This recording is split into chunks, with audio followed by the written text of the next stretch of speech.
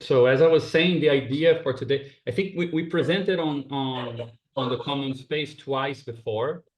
Right after we began, we did a short presentation, and then about 6 months ago, we actually had a really good conversation that a lot of things that everyone here brought up helped us with our work there. But both of them were very kind of segmented, or we still didn't have that much work uh, done. Or at least it hadn't picked up pace the way that it did in the last 4 months or so. So it felt like it was a good idea to do this. Also because I'm planning to do presentations on the different movements that we've come to engage with through CSO. And it felt like it wouldn't be good to just present the movements as a kind of sociological account. Like, this is the movements, that's how they're organized. Because though we learned a lot about them by studying, we also got engaged with these different movements through this space. So felt like I had to do this presentation first before I can actually go into the different movements one by one and present, which is something I plan to do also because of how the discussion that John and I had on the Oregon encampment for Palestine, the way that conversation went, it was much more fruitful than I expected. And I'll go back to this because this is part of the story we wanted to tell today. Uh, and I know John is also very excited with the fact that we're reaching a point where our ideas, even though they started very abstract and they deal with very broad themes of politics and so on, now they're becoming very concrete, and we can actually see how they change political activity and so on. So to get to apply them to those different movements and to discuss them and to see what we can learn and what we can use for the book, even in that sense, it felt like I had to do this first. But it also seems like it's something that's been missing, and which is like a very kind of a kind of step-by-step account of how we started with some ideas and they slowly changed, and we're now in a place where I don't think we shared with you guys at all what's going on. So it felt like it's good to tell it in time, like with this transformation happening, so you guys can track it as well. So my idea is to pretty much go quickly over the common space of organization structure. There are a couple of things that need to be clear there, because that's the thing that is going to be changing, right? So the idea is to see how it was thought originally, then tell this story of our engagement with all these different movements, and then you'll see that by the end, the little machine, the little entity that comes on the other side is very different. So that's the kind of the arch that I wanted to show. And I think that that's both exciting because it shows what this little thing we were thinking about, that we all discussed for so long, what it can become, but also how hard it is to actually get it off the ground, and the type of problems and difficulties and things that we didn't foresee that we're dealing with. So yeah, anyway, guys, as always, just interrupt me if you have any questions.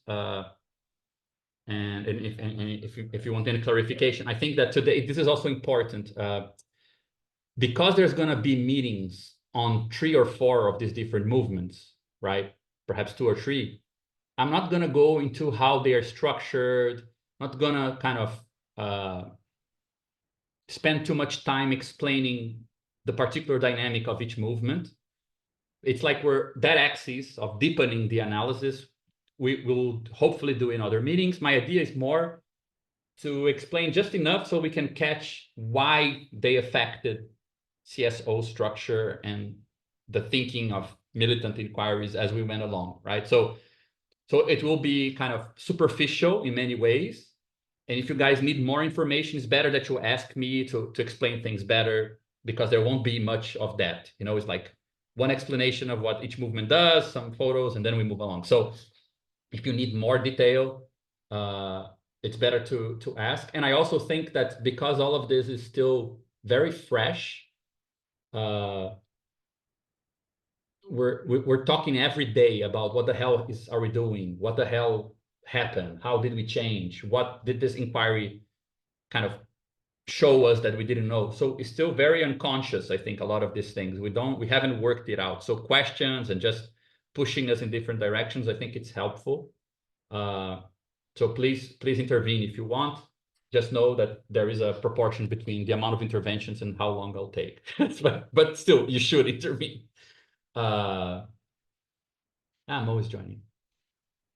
So yeah, so these 4 good-looking people are the 4 coordinators of the Common Space of Organizations, Fernando and Rafael and Vitor and myself. You can see Rafael was very much embodying the lonely star of Botafogo in this photograph. And so yeah, so this is important to know because the project started with the 4 of us saying, okay, let's try to create something that takes STP's theory, STP's ideas, and actually starts an in-person meeting space based on what we've been doing here for all this time, right? This was the original dynamics that we thought for the space. Let me see. I think I can. I always forget how to.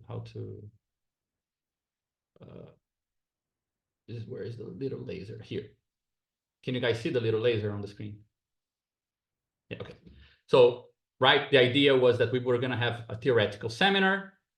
We were going to have a meeting that we called a militant inquiry, but we didn't really know what this was going to be. It's important to remember that we took this name and we as STP, right? I mean, there was already, especially for Vitor, and the fact that he has a much longer history that's connected to the type of political engagement that he has that goes through workers' inquiry and so on.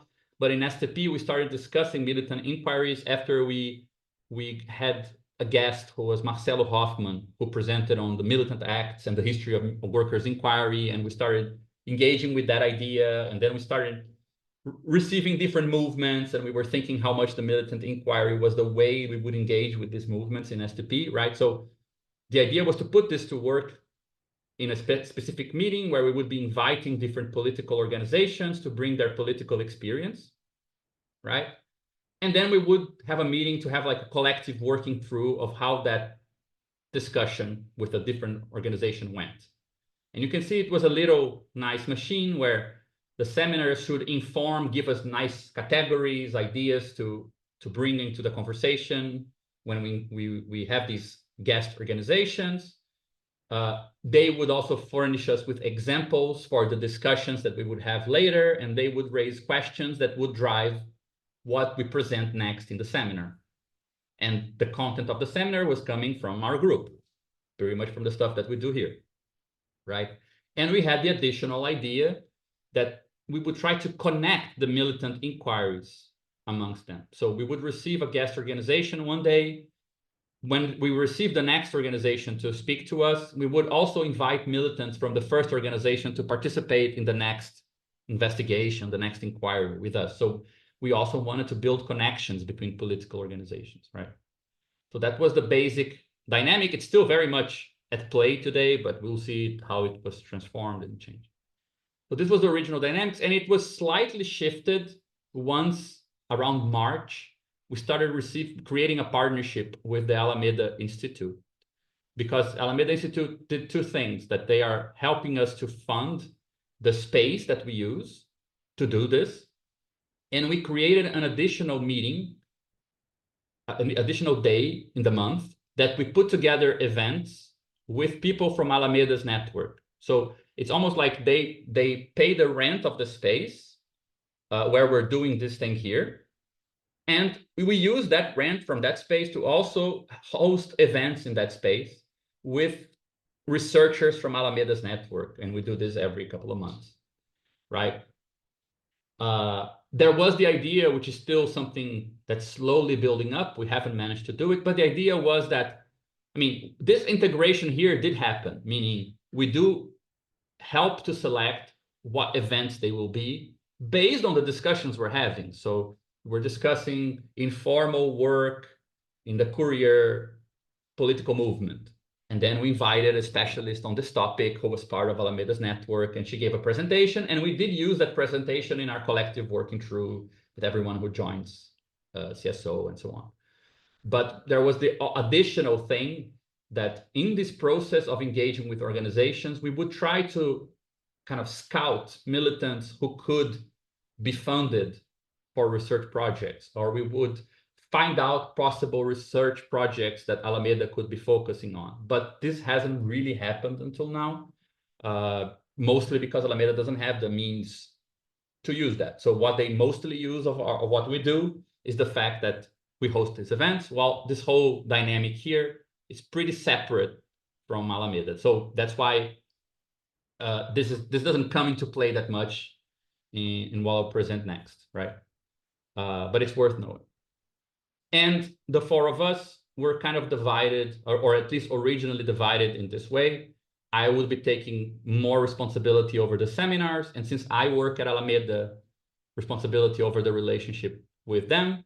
Victor was taking, and still is taking, a lot of responsibility over the organization of the militant inquiries. Rafael was primarily responsible for these days where we do this collective working through that need to kind of integrate the seminars with the meetings that we do with the different organizations. And Fernanda is mostly responsible for the connection with the general public, which involves both how we connect with political organizations in general, more kind of in a representative sense of the rapport we have with them, but also communications more generally, right? So we started very small. This I think is a photo of one of our very first meetings. You can see here a little diagram that is in one of our texts here, like the small commutative and non-commutative diagram is like here. We, for some reason, started using this practice of putting the whiteboard like a table, which I really like. Feels like a war table rather than a nerdy meeting, even though it is a nerdy meeting most of the time. And we started having meetings here on this outside area because it was just too hot. And then later on, we were promoted to a very big space on the second floor once they installed air conditioning, which is really nice. But you'll see that the story that I want to tell you is mostly concerned with this thing here. And how this actually drags us along and changes the things around it very much.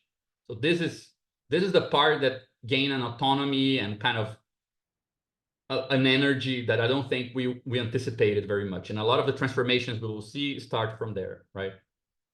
So this is how we originally thought the inquiry would go. I just took this from the first presentation I gave in STP about the common space, right? The original premise was that militant inquiries are based on the premise that what is political about an organization might not be what it represents to itself as being so. Meaning, political groups might think that the really key thing they're doing is this thing they have in their head, the militants have in their head. But when you actually look at how they work, their dynamics, sometimes the thing they think is the most effective is totally just kind of a part of their ideological reproduction, and they're very effective on something else, or they're just very different from what they assumed, right?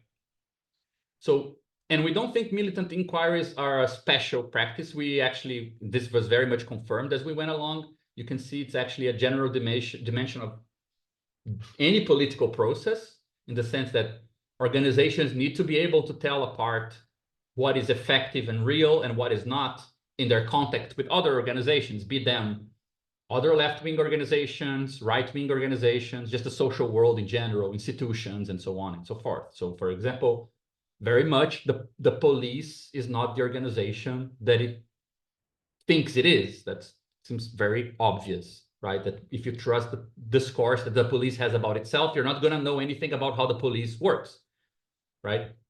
So things like that.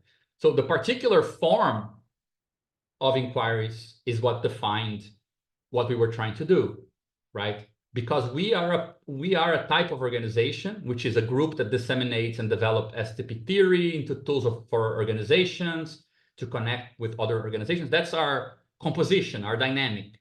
So of course, that when we enter into contact with other organizations, what we learn about them and they learn about us is going to be very specific. It's very different than other types of encounters between organizations. So we knew that this would give it a specificity, challenges. People don't know what we're doing. If we were just, you know, if we were like, I don't know, a party cell that is running some candidacy and we are wanting to meet up with different political groups, they would kind of know what to expect. They would know what not to trust about what we say and what to trust. Like, they want to take advantage of us. They just want us to help them with their candidacy and their candidate, right? And we, as you know, the candidates representatives, we would be looking at other organizations thinking, they think they are all this radical, blah, blah, blah, but the best thing they can do is help us with our candidate or something like this. There is an inquiry dimension in this, separating how things are actually organized and what really matters, what makes a difference, from this kind of surface level representation, right? But that's not the group we are. So these encounters, we already assumed they would be different. And we came up with this structure here. This was our little protocol that we thought would help us get something out of other organizations' experiences that was not reducible to just what they had to say. We would only invite one organization per inquiry, so we wouldn't have like different groups at the same time that are very distinct. We would never have just one person speaking for the organization, because once you have more people, you already start seeing what is, you know, how they see the same movement in different ways, or the thing that they are both getting stuck that nobody's managing to explain. So you get a more complex picture that seems to already capture something that is not reducible to what people have to say. We would avoid public figures and leaderships, because we didn't want to get the person who always speaks and has like the explanation at the tip of their tongue. We wanted to have a chance to listen to people who are also unaware or not fully convinced of what is the group they're part of. So they would actually say something slightly different. And we had this idea that if once we invite an organization, we invite a member of that organization to participate in another inquiry we will do in the future. So we invite a group and we ask them questions, we talk to them, and then we invite, say, hey, you want to ask questions to another group that we're going to invite in the future, right? And we also invite organizations who come one time to come another time and do a second inquiry. So you see, like, all these ways are a way of introducing a minimal multiplicity, like a duality, a pluralism that prevents us from getting a static vision of anything. So you get like a stereoscopic vision when you have two people speaking, and then they also speak to another group. Then they also come and speak about their organization some other time. And the idea that all these things would make it easier for us to see something about these political groups that wasn't what they had to say about themselves, right? But I think that, I mean, there are very good intuitions behind these things. And I think that some of these things we had clarity right from the start, and we thought about them before beginning. But some of these things, they were already, this original inquiry structure is already something that we set to think about the moment that we were about to invite the first organization or something like this. It wasn't like very, very clear. But we knew that this was a challenge at some level, right? So that's just the basics of how we kind of kickstarted the whole thing. I just want to make sure, is it clear to everyone? Does anyone have like any questions about the practical side at this point before we start going into the different groups and so on? Are the last two stars just different versions of the same thing, or are they? No, you see, like, organizations who are part of one inquiry send a member to participate in the inquiry of another organization. So let's say you are okay, the Communist Party. An inquiry for the same organization, like they're going to come back for another inquiry. Yeah, one is for the same okay, gotcha. the same organization, and one is for another organization. Gotcha. Okay, that was all. Yeah. And I mean, the whole thing comes from this first line here, right?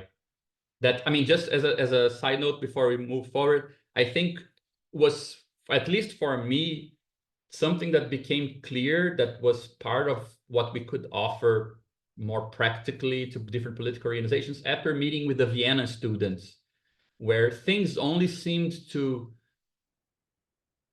start moving in the conversation when we had enough of a kind of distance from what they had to say about themselves.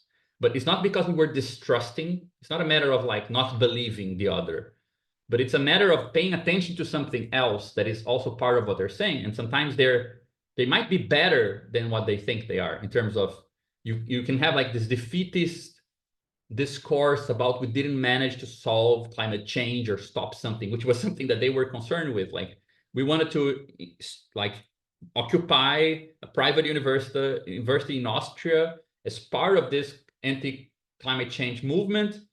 And well, we found all these problems, right? But at the same time, all these private university students were learning about people who worked at the kitchen, learning about people who worked in the cleaning of the university. They themselves were not friends before that. And rather than just buying into the kind of pessimistic view they had about what they'd done, it also felt like we were in a position to recognize that there was more to it, or at least there was something else to it than what they were saying. And that division, right, I think it's what kickstarted this. Like, how then we go into these conversations aware that this division is there, and that it doesn't necessarily mean like, you have such high ambitions, but you're actually nothing. Sometimes it's the opposite. Sometimes it's like, you feel like you're not doing anything. You feel like you reached the limit of a certain process, but you also had all these kind of collateral results that are actually pretty valid and valuable. And that's still like, a positive kind of end result rather than just, nothing. And I would say that I think that was in our conversations with the people that engaged in CSO, I feel like that's an important part of it, that there is a lot of organizational kind of power that is accumulated in time that is often kind of reduced to zero in comparison with the infinite power of pure radical revolutionary insurgents, and then if you didn't reach that, and that's like infinite, well, what's 100 compared to infinity? Zero. So it's zero what you have, right? So there is something about shifting that frame that is part of a lot of conversations that we've had there. So moving on, I think that that's a good segue to the first inquiry that we did.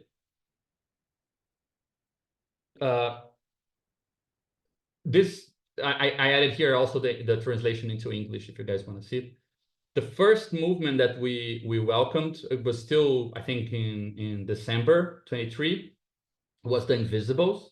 The reason why they were the first is because Vitor, who is running the militant inquiry program, was part of the Invisibles, was one of the founders of the group. So he had easy access, and we wanted to start doing this as soon as possible. So it felt like it was kind of an accessible first step, right? It was also a complicated first step because we were kickstarting something that was all about learning about someone else's organization with an inquiry that included one of our own coordinators, right, in it. But it was nevertheless done. Actually, now that I think of it, we kind of managed to respect all of these things, perhaps with the exception of leadership, but leadership in the context of autonomist, Marxist, communist movements doesn't mean the same thing as like party leadership. So we kind of, but they were the only group that actually did 2 inquiries with us. People coming from different places of the same organization were present. So we did manage to start in a way that was similar to what we had in mind. And this is all in Portuguese here, but I gave like a very brief description. I even think I might have gotten the dates wrong, Victor. You can please correct me if I'm wrong. But very broadly speaking, I wish we had time. It would be great to read together the very good text that the Invisibles have on their website explaining their basic practice and how they operate. But you can see, especially if you go to their old Instagram page, which has a lot of their activities up to the time that they originally kind of halted activity. You can see that they were involved in a series of struggles and always with a similar kind of approach, which is to make use of kind of investigative practice of talking to workers, learning what's the actual situation of their work conditions in different places, gathering that information into like a newspaper, distributing the newspaper, or kind of how do you call it, promoting or making the experiences known through their website to facilitate workers' self-organization in their workplaces, right? And you can see that they did this in many different situations, many different contexts, and in more than one city.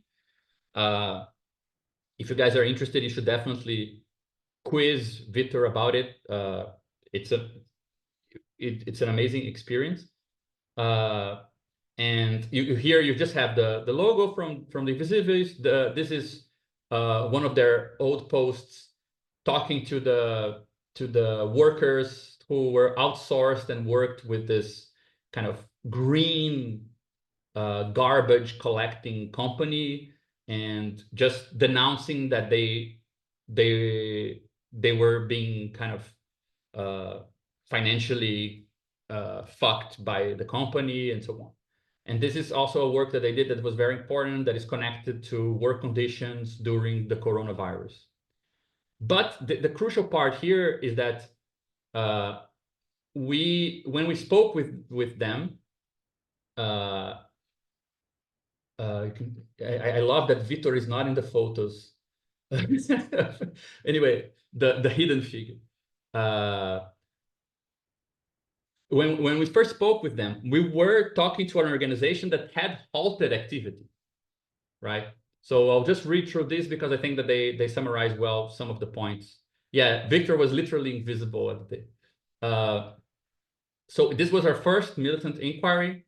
It was a hybrid activity. You can see that there is a projector here because some members were present at the day. Some members were participating from another city where the movement had also been strong. They weren't active at the time. As I said, Victor, who's part of SDP and of CSO, was one of the founders of the group. So he was also, I think, having a very specific role to play of also clarifying a lot of things that only he could talk about, but at the same time, managing the fact that all of this was happening at the same time, and he was in more than one place at once. And I just separated here two things that I think were quite kind of visible for us. I think that there's a lot of this story that CSO is not privy to, like did it happen in our space. But the first effect of that inquiry was that it was clear that bringing together militants who had participated in this experience that happened in 2 cities, 2 different states, in many different workplaces, public universities, with career movements and so on, they hadn't really spoken that much about what had happened and why the movement had stopped and the conditions why it stopped. I can't tell if they hadn't fully spoken about it, but you could see that it was kind of productive for them to use the space to run by their different experiences and see how different the movement was in Rio from how it was in Goiânia. And it felt like it wasn't just useful for us, though I think that aspect of it, that the inquiries are not just useful for CSO and STP, it's something we didn't know what to do originally. We didn't think about it very much. And the second thing, which I think is something that happened specifically in this meeting, no, in the meeting after this one, but this guy here had an important role to play. When we did the collective working through after the inquiry, right, and the inquiry was all about the history of the movement, how it started, where it started, what were the tactics, different challenges that were different tactics that they used, what were the main challenges and so on, differences between different places and so on. And then in the next day, when we were talking about, let's say, the history of recent autonomism in Brazil, different movements and groups that had worked in this kind of basic way of autonomously seeking to support the self-organization of precarious, outsourced, or informal or underemployed workers. We hit this idea that the way that companies were responding to this process of self-organization by restructuring themselves and creating an internal forum for workers to speak to each other, like especially the couriers in Brazil, they had a very big moment a couple of years ago when they went into a kind of national strike, and they managed to get the biggest delivery app in Brazil to change how it works. But this was read by the autonomous movement that was very much involved in that, and Vitor and others who were there were also very much involved in that.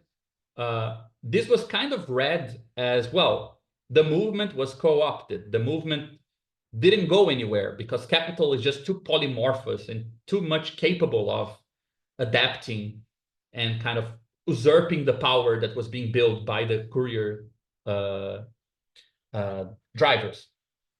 And this guy who was sitting in the audience, he stopped going, actually. He's a really good friend of mine. I haven't seen him in ages. He was part of other things we did together. And he's a kind of a spontaneous psychoanalyst. And he just said at some point, like, you guys got the biggest delivery app company in Brazil to bend to like a movement that was spontaneously organized with, you know, very, very few people and a lot of kind of, you know, fluid types of organization and so on. That's like a huge victory. Like, why did this read as a defeat? And why couldn't this be used to further the movement and show that you guys can pull things off and so on? And I mean, I don't remember exactly what he said. That's how it struck me later on. And I think that had an effect also, similar to the one that I remember from the Vienna students, of a certain way of understanding a political process. And from the standpoint of where we were with the tools that we had and this different way of approaching, it felt like it's not about criticizing or showing the, you know, the limits of something or whatever, but actually sometimes also unearthing that there is more to it, more victories than it might look, you know. And I think it was also something else that we didn't expect, was that a lot of people who were part of that first inquiry actually got interested in the invisibles and actually got closer to the people who were activists for that group. And later the group came back even bigger than it had been before. So as I say here, later we learned from Vitor that he and other militants got together to restart the collective's activities in Rio. Others who learned about the invisibles at the inquiry also joined the collective. And theoretically, in the seminars at the time, we were starting to introduce this idea of the organizational point of view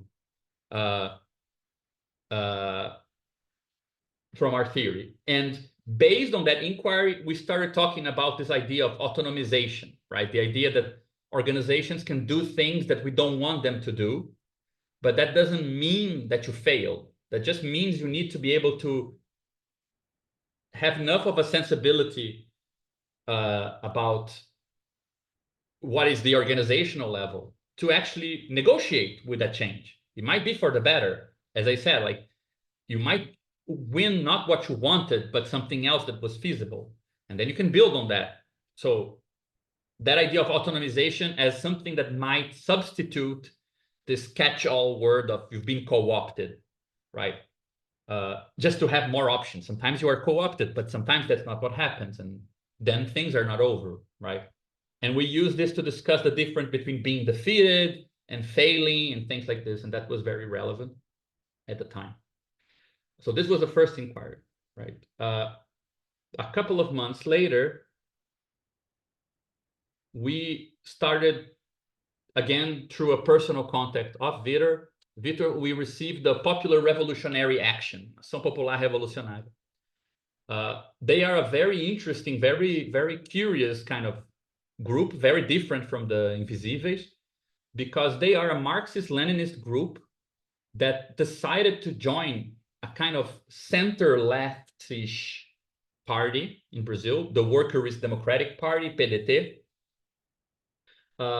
They started their work in a city in the state of Rio, where PDT is most to the left, but it's not regularly seen as a very kind of radical party. It's actually pretty physiologist, very much, you know, entangled in all the types of corruptions and problems and lack of kind of and weak reformist things that most of the politics in Brazil, the big politics is like. But they started to engage with that party in Niterói, in the city, and they wanted to like fight over the party, fight over the direction of the party from within, right? So they convened after a particular kind of history.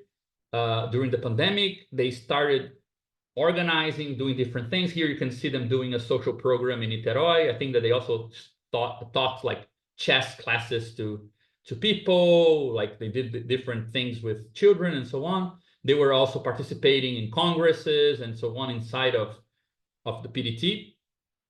And suddenly they had like a cell in different cities across Brazil, and they were really engaged with this idea of fighting over this kind of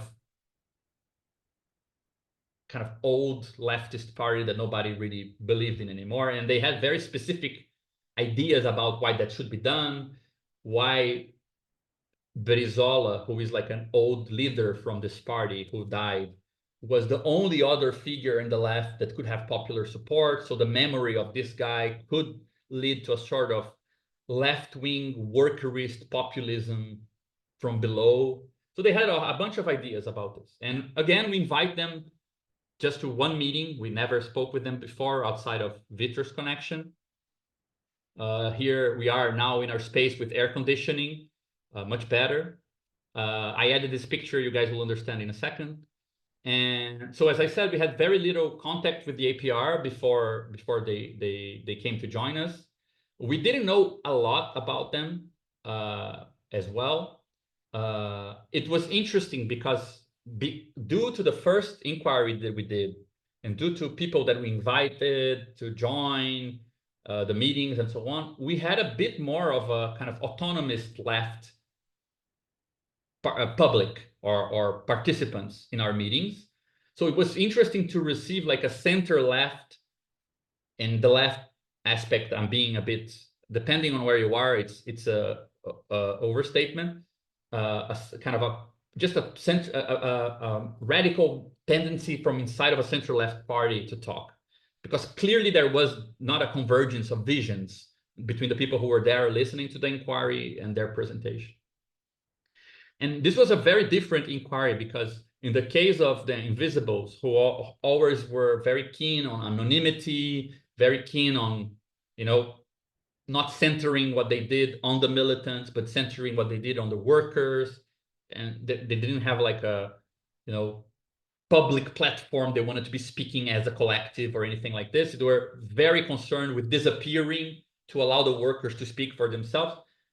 APR was totally different. They are a party cell fighting over a party, all about being like public representatives and speaking about all the good things they're doing as a group and so on. And it was interesting to see that they were using the meeting to record videos for their social media, right? And often at some points this guy here would get up and would start speaking, like standing up as if he was giving a speech, and then he would sit down and continue talking. And you can see here somebody's recording him as he speaks. And it was interesting to see this dynamic. Like, we invited them to talk to us, but at some point they weren't talking to us. They were talking to a third that wasn't really us, you know? So that felt like it was an interesting information to get. And I think it's also very something we didn't think about at the time. I added it here. It's something that I thought on my own just now. But I think that this autonomous composition, the fact most people who were there asking questions and engaging, a lot of them had experience with student occupations, these different mobilizations together with workers from informal sectors and so on, we ended up focusing a lot on the prehistory of the APR, because most of the militants from that organization had a previous history with student occupations, and they fell out of love with it when they tried to live in an occupation, in a student occupation in Niterói. And it was like total chaos. Things got stolen. There was violence. They had to deal with a bunch of things. And they said, one guy said in the meeting, we decided we would never have anything to do with self-organization ever again. So it was very interesting to, I think, the composition of the group. And I mean, other people who were there actually knew some of the militants personally as well from that period. All of that also brought up a picture of why they did what they did that was different from simply, this is the best path to take. It also looked like this is the best path to take that won't take us back to a very bad situation we were in when we were trying to do something else. We had practically no contact with them after the inquiry. And I think that this is also something I'm adding here. We didn't discuss this very much. I think the fact that the way we engaged with them, the way that we talked to them, the conditions we set for them to return to a second inquiry, the way that all this was handled, I think was the first time that brought into view the possibility that CSO could have bad effects on the personal relations or the militant relations. We had to be responsible about that, because depending what we did and what conditions we set for people to join or to be guest organizations, we might be removing others organizations from the picture. So if we invite a group that holds certain positions and we are not a robust group, we're just starting, now we'll be associated with them. That means that other groups won't want to be associated with us. So we had to manage that as well. We never thought about that before. So we had to discuss this. And this was the first inquiry that raised questions concerning how to conduct the conversation with other organizations, right? This is something with the Invisibles that I think became much, much clearer later on. You guys will see. But at some point, we realized that, I mean, the inquiry with the Invisibles was very special because of Victor, because there was like a double relation between STP, CSO on one side and the Invisibles, and like a shared grammar that Victor was already like thinking and helping us invent anyway. So this was the first time actually we spoke with an organization that was just coming as outsiders to that space. And the questions that were raised, like how do we behave, for example, with this? They are using the space for something else. They were using the space to promote their social media. What do we want from them when they come here? What can they get from that space, and so on? I remember one of the participants in the collective elaboration, they raised this issue, like, yeah, but what could they get from this inquiry? Is this something asymmetric where we're just trying to understand how they work, and then we just get that knowledge? And, you know, for example, we realized that they were recording themselves at specific moments and then switching off and talking more informally and sharing secrets and so on, and then getting up and speaking like a speech and then stopping. Like, that's kind of a slip or a symptom that you're paying attention to. But what's the merit or what's the usefulness of realizing this? So you feel like you know more the organization than they do, but what's the use of knowing more an organization than what they do, right? That asymmetry of the encounter was something that I don't think we thought about. And I think that there is actually, in fact, a condescension in not realizing that when they are recording the event, it's likely they were just getting something out of it to make it an exchange, while we didn't think about it at all. We thought that just because we were inviting them, treating them nicely, giving them a space to talk about their problems, that would be immediately obvious as an interesting thing. But they're a political group. They have goals. They want to get somewhere. They don't want to just talk. So they used it to get somewhere, to get something. Maybe it wasn't a symptom at all. Maybe it's just them trying to make it into something useful. But at the time, I remember personally being very much like, aha, look at how they did this, but thought that, and so on. And yeah, So at the time, in the seminars, we were discussing, again, continuing this discussion on the organizational point of view.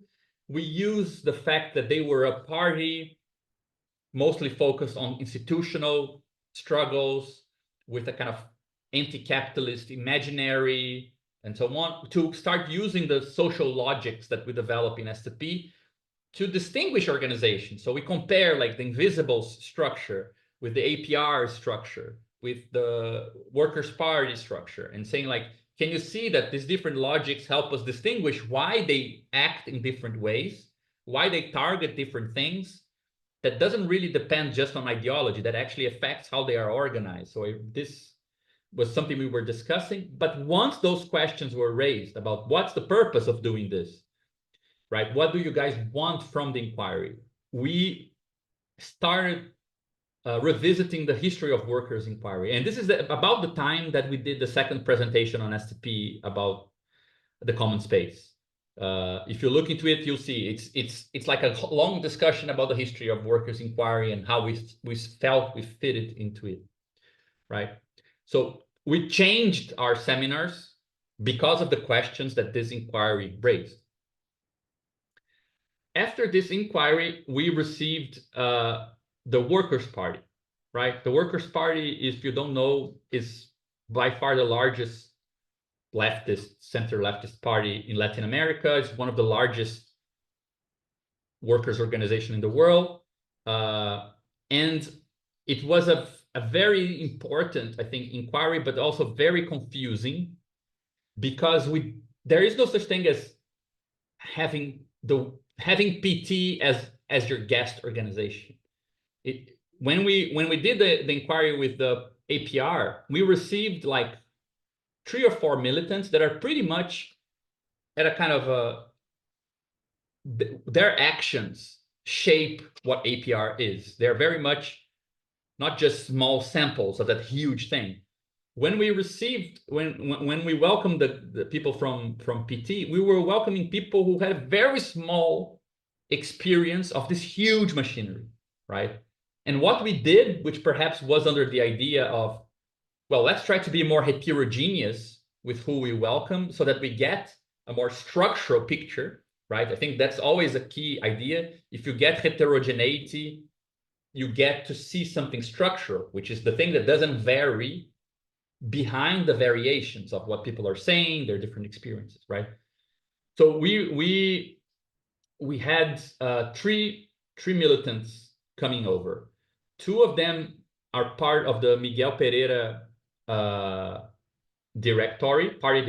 Miguel Pereira is a very small city in the state of Rio. This is the group from the Workers' Party in that city. And another militant, Daniela, who was part of the Workers' Party committee in Argentina. She helped run the Buenos Aires cell that they had there. And one of the militants here also doubled as somebody who works in the Foro de São Paulo, which is another international organization that the Workers' Party is part of. So actually, they were representing very different groups at the same time. So you can see that she was in Argentina, they were there with us. And so this was our second hybrid inquiry. We were having to negotiate with like somebody who's outside, somebody who's present, somebody who had an experience with the PT party, with PT in Argentina, and other PD party is really good. And other 2 people who had experiences more connected to Rio, to the city of Rio. And so one thing we realized very, very quickly is that the fact that the militants represented 3 different components of the ecology of this party, right? An international cell from Argentina, a small city directory, and the São Paulo forum, this huge forum of different organizations. It made it really hard for us to center any discussion on concrete experiences because they were just so different that it was so easy to go back into a more abstract discussion about what's the Workers' Party position on this, how was it to deal with this situation, and so on. And then we got kind of caught between 2 things: either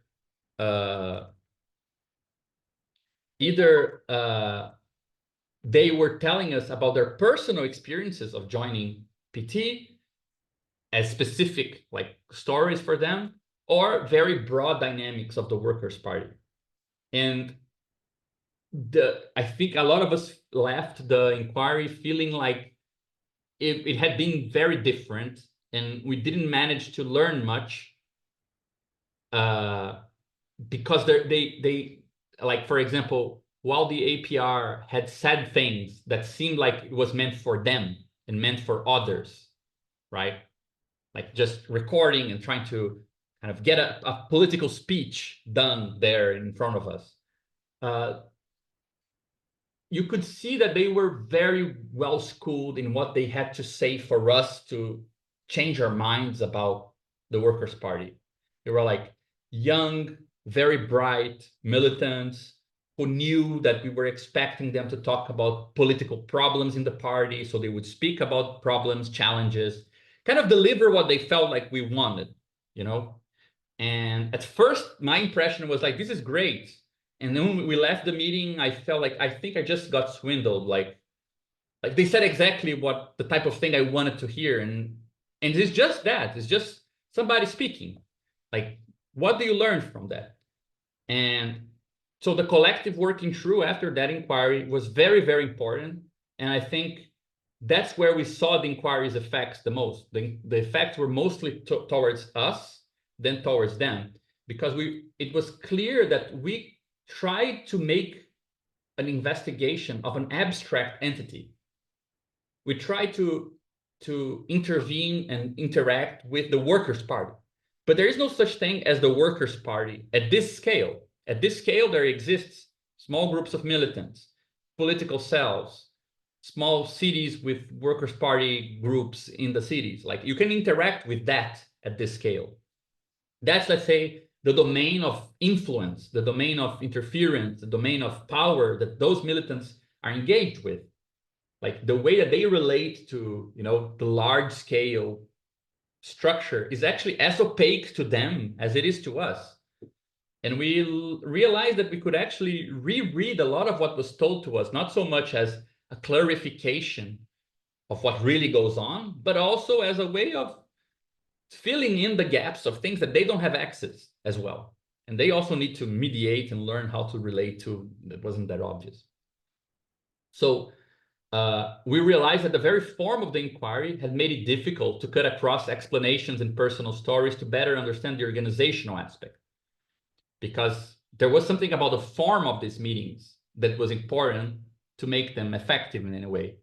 And a meeting with a small group of militants from a huge party is not really a meeting with that party. It's a meeting with the experience of those specific militants, right? So we need to know how to partition organizations to kind of take the right sample so that that interaction can actually reveal something organizational that is meaningful and not just get lost in this abstract dimension, right? And as I said, at the time we were studying the history of the workers' inquiries, we were trying to find the means to distinguish the workers' inquiry from our own approach, because we already had come to CSO with this idea that we're not doing workers' inquiry. We're not just looking to find social categories like workers in their work environments and learning about their problems, or even helping them to self-organize, which is something that the Invisibles were doing. There was something about turning the light towards leftist organizations themselves and assuming that they have that opaqueness, but also looking at things that don't look political and also maybe finding out they are. So militant inquiry at the time was a way of saying, yes, but it's not just workers. It's any organization might reveal itself to have a political dimension, right? And political organizations might reveal themselves not to have any. So we don't know. And at that time, we started going back to the Maoist theory of investigations, because in the history of the workers' inquiry, the Maoist theory of investigation is a very special moment. It's very different, right? If you look at to the very different history of uses of inquiries, questionnaires, investigations of what's going on in the social lives of workers, most of the time, the idea is, first you learn, first you get knowledge, and then you act, right? And it can be that you get the knowledge so that you can act with the workers. It can be the workers get the knowledge so that they can act later. Regardless, knowledge comes first, action comes later. And the very small thing we learned about the Maoist idea that's different is that the order is inverted. It's the famous quip that to know a problem is to solve a problem. If you cannot solve the problem, you don't know the problem, right? And that idea changed things, because then it looked like, well, you only know what's problematic about an organization insofar as you engage with the problems of that organization. It's not enough to get people to speak about the problems. And that's why if you read like the opposed book worship text, the classic Mao text, you'll see that the whole point is that there is the whole fact-finding meeting, which is clearly very concerned, the way Mao describes it, who you invite, how it's structured, how you take notes. He has all these ideas about these things. But also, it's all about finding problems that can be solved. And in solving those problems, not necessarily during the meeting, that's the proof in the pudding, right? That's how you find out if you learned anything. So this was very important. I think it catalyzed, the questions that had been raised in the previous inquiry about what's the purpose of doing this afterwards. Like, do you guys just want to know what's the problem with other organizations? Then this inquiry, when we realized that, yeah, but even when they tell you the problems, that's not what you wanted to hear. It's still just people speaking, right? And you're not interested in the organized, you're interested in the organization. So how can you get to that, to get more of the organization into play? So all of this was in our minds when we got to the fourth, right? Or I forgot how many there were already. One, two, three. Yeah, when we got to the fourth inquiry, which was with the Solidarity Kitchens of the Houseless Workers Movement, MTST. It's interesting because this was already something different. We didn't have a contact with them prior. We also didn't have a contact prior with anyone from the Workers' Party. It was a friend of a friend who suggested we invite them. They were really brilliant people. It was great that we invited those militants. But this one here, somebody told me that there was a guy who was working as a courier delivery guy who was doing like a kind of a autonomous investigation of the conditions of workers in that sector, and he wanted to talk. So I met him, me and Victor, and we found out that he was actually the coordinator of the Solidarity Kitchen that happens very close to where CSO meets, and that he had become a courier driver just because he wanted to get to know the political movement so he could know how to organize it better. And he's a great guy. He's called TH.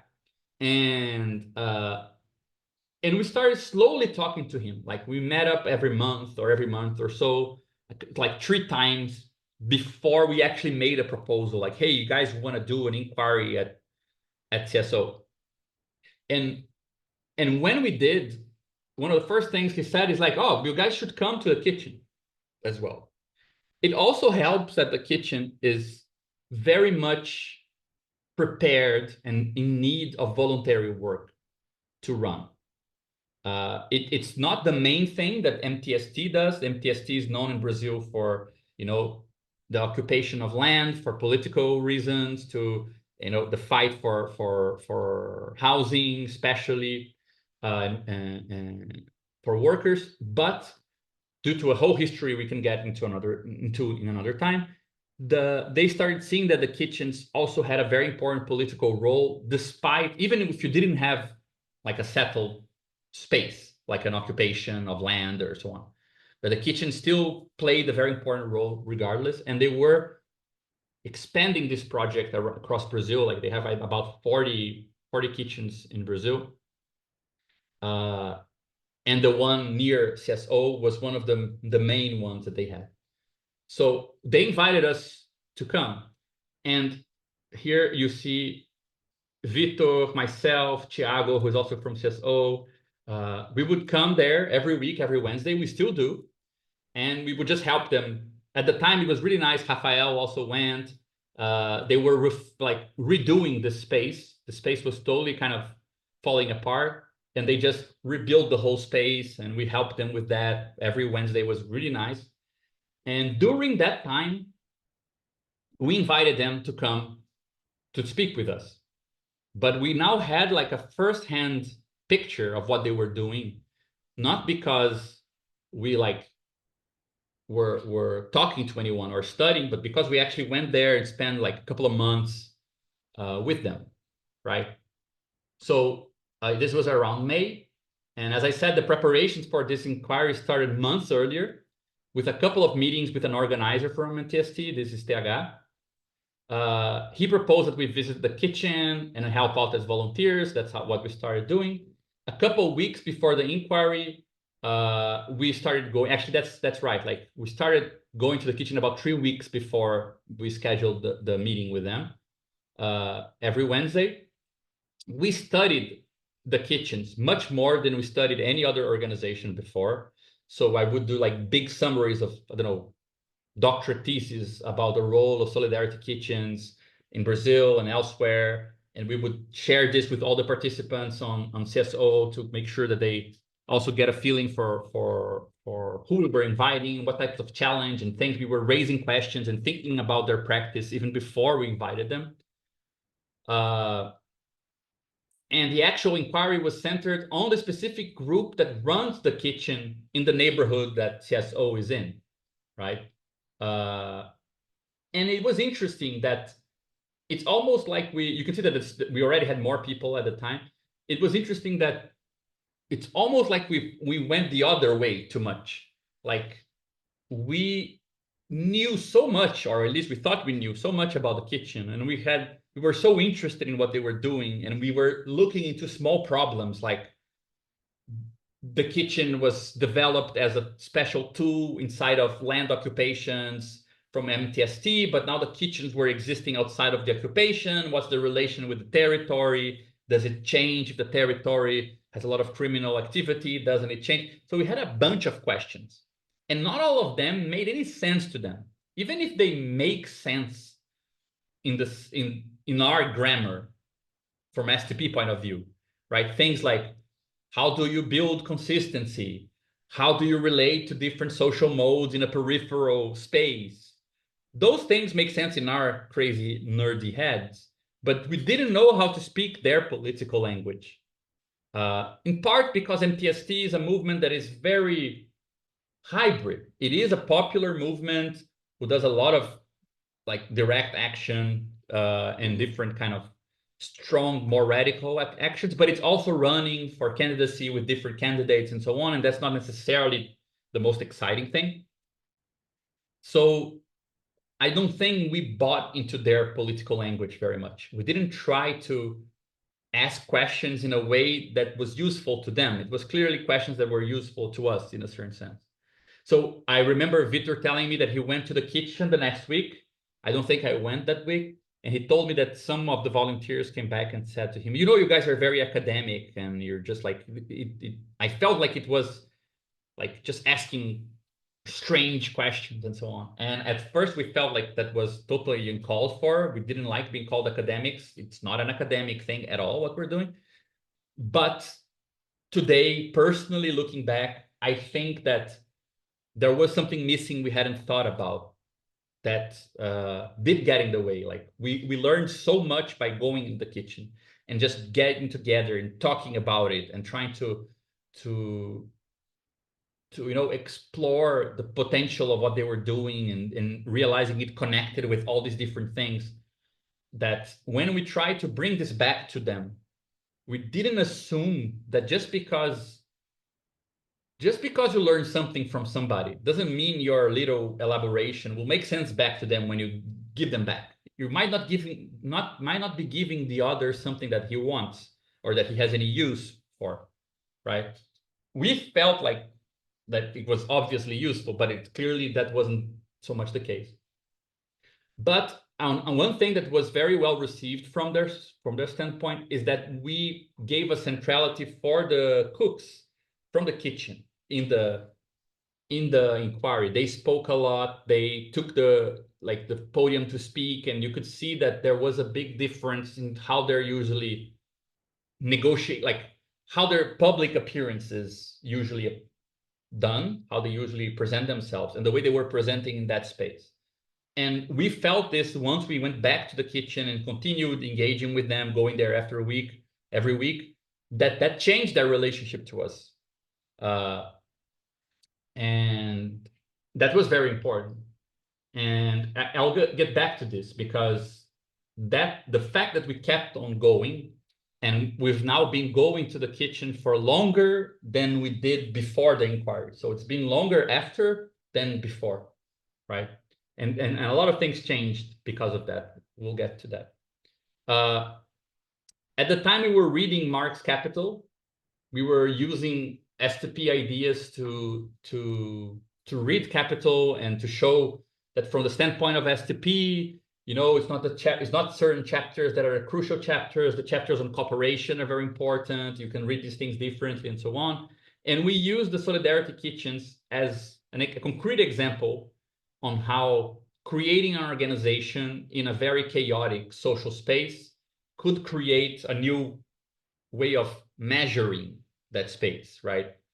So, which is something we're always trying to do with STP, which is showing that the theory of value form, money, and so on, you can actually put it in a continuum with the theory of organization and how organizations building up power. So to show that this was a really good example, if you saw how the kitchens affected competition between homeless people who wanted to eat at the kitchen, which they offered the food for free, right? And how their logic slowly contaminated that space, and the way that people formed queues, related to each other, held each other responsible while they were waiting for the food. All those things were changing the space in front of the kitchen. It was really amazing. Also became clear that we had built trust with them. They saw that even if we were a bit clumsy during this formal meeting with them, that we just didn't want to do it and then disappear. We wanted to continue. We wanted to help. We weren't asking for a lot in exchange.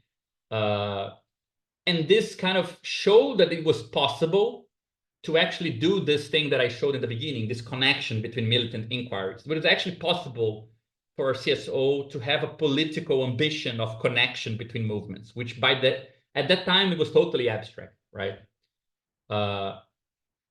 And it created this difference that we started talking about. I don't think we named it this way exactly at the time, but it's a difference between the punctual inquiry, or the inquiry as a single meeting, and the inquiry as a process, meaning the inquiry is not what happens in this meeting, right? The inquiry is what happened in this process here. And the meeting is a different moment that might be part of that series, right? But I think this is the important photo. I took this photo just as a joke because this was one of the Invisibles activities in one of the universities. So since nobody was in the picture, I just sent it to friends saying that it was a picture of the Invisibles. But the core thing here for us is that you can see here this food. And this food came from the kitchen. And it was an effect of CSO's articulation with the kitchen and with the Invisibles, that the moment that they were going to do a particular action, which actually was really amazing, that they ran after a businessman together with the workers from a popular restaurant at the public university. The guy wasn't paying the cooks, that wasn't paying the employees. The Invisibles were working together with the employees, with the cooks, and so on. And they set up a trap for the guy to protest and to call for the proper payment of the workers. But they were doing this in lunchtime, so they weren't going to get any food. And we managed to get the kitchen to give them free meals to help them manage to make the activity work. So that was the first time. It's it's a kind of subtle and small kind of thing, but from our perspective, it was huge that, okay, it is possible if we endure in this connection with a movement and we manage to create enduring connections with other movements, opportunities will arise where it's no longer a matter of abstract comparison of organizations. You can actually find these points of contact and facilitate that the two kind of reach common goals in practice, right? And this actually extended further. Vitor especially, he's here. Finally, I found a photo of him. He's been going to the kitchens every Wednesday practically. He's been our main contact there. I go like twice a month, maybe. And what happened is that there were huge floods in Brazil earlier in the year. And MTST has a kitchen, a couple of kitchens in Porto Alegre, and they started being singled out as very important emergency kind of support or apparatus in that crisis. And we were seeing this happen in real time because a lot of the cooks and the militants from the kitchen in Rio were being called upon to go to the south of the country, spend 15 days and come back. And we were staying there with them every week. So we saw them go and come back and how they were, the stories they were telling, and so on. And at some point they stopped and they organized a debate on climate disasters and the experience of the kitchens there. And Vitor was in this debate. And it was very interesting. I think it's a very special thing that they trusted him so much. He knew enough about the kitchen. He was also very much connected with everything that we do because of STP. He's part of STP. That he managed to give back something to them about their own action that made more sense. It helped to explain why they were so effective in the flood. And they asked him if he could help them to systematize their experience in the South. So you see, it's totally different from what had happened here. Here, we try to give back something using the same theory, STP's ideas about organization, dynamics, modes, blah, blah, blah, blah, blah, blah.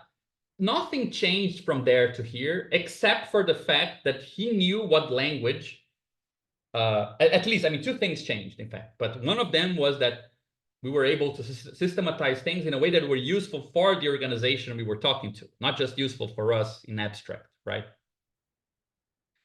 I also added his here because something that started happening is that the kitchen is also a hub for courier drivers, for delivery app workers.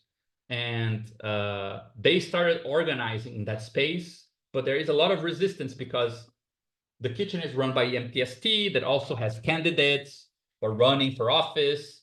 The delivery app workers movement is very suspicious of being co-opted by kind of institutional politics. So they're not really knowing how to handle that. And again, our presence there is also something we feel might be opportune in mediating that connection. Is another connection that might be coming up in the near future that we're working on.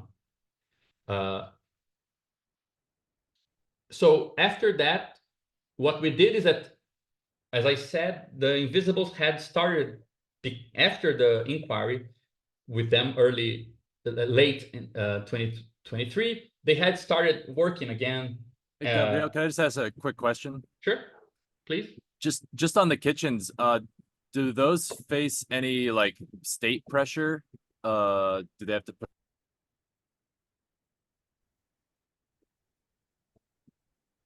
Hey, John, sorry, you got cut off. Oh, sorry. I'm just wondering if the kitchens have to deal with any like, oh God, it's probably doing it again. No, I'm hearing. Okay, if the kitchens have to deal with like any state pressure, police or like anything like that, regulatory, anything like that, or yeah, this is an important part of the story because part of their struggle was to turn during the pandemic, which is when they started the kitchens before the pandemic, but there was a boom during the pandemic, and it was clearly seen as like, you know, they were doing things the state weren't able to do, and they used the momentum of that and the fact that they are actually a huge movement. The MTST is huge. They managed to pressure the government to turn the Solidarity Kitchen into a national program by the state. it's not run by the state doesn't pay them directly, but it facilitates that they can raise money to run the kitchens. So on the one hand, Lula's government, as soon as it got into power, facilitated their life. But on the other, they're constantly having to deal with other issues because, like, sanitary regulations, they are all made for like restaurants. The standard is like really, really high, right?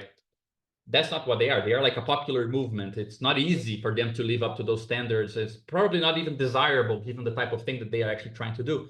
So they have a lot of different problems, but it's really complicated because it's not just a monolithic opposition of the state. I think they are still in opposition to the state in many senses, and that includes the opposition to their own movements, part that is more institutional, you know? So the opposition to the state is even internal, but it's very complicated. It's not just, they're not seen as an illegal bad thing. On the contrary, and this is something that I think that there is a lot to discuss in the future.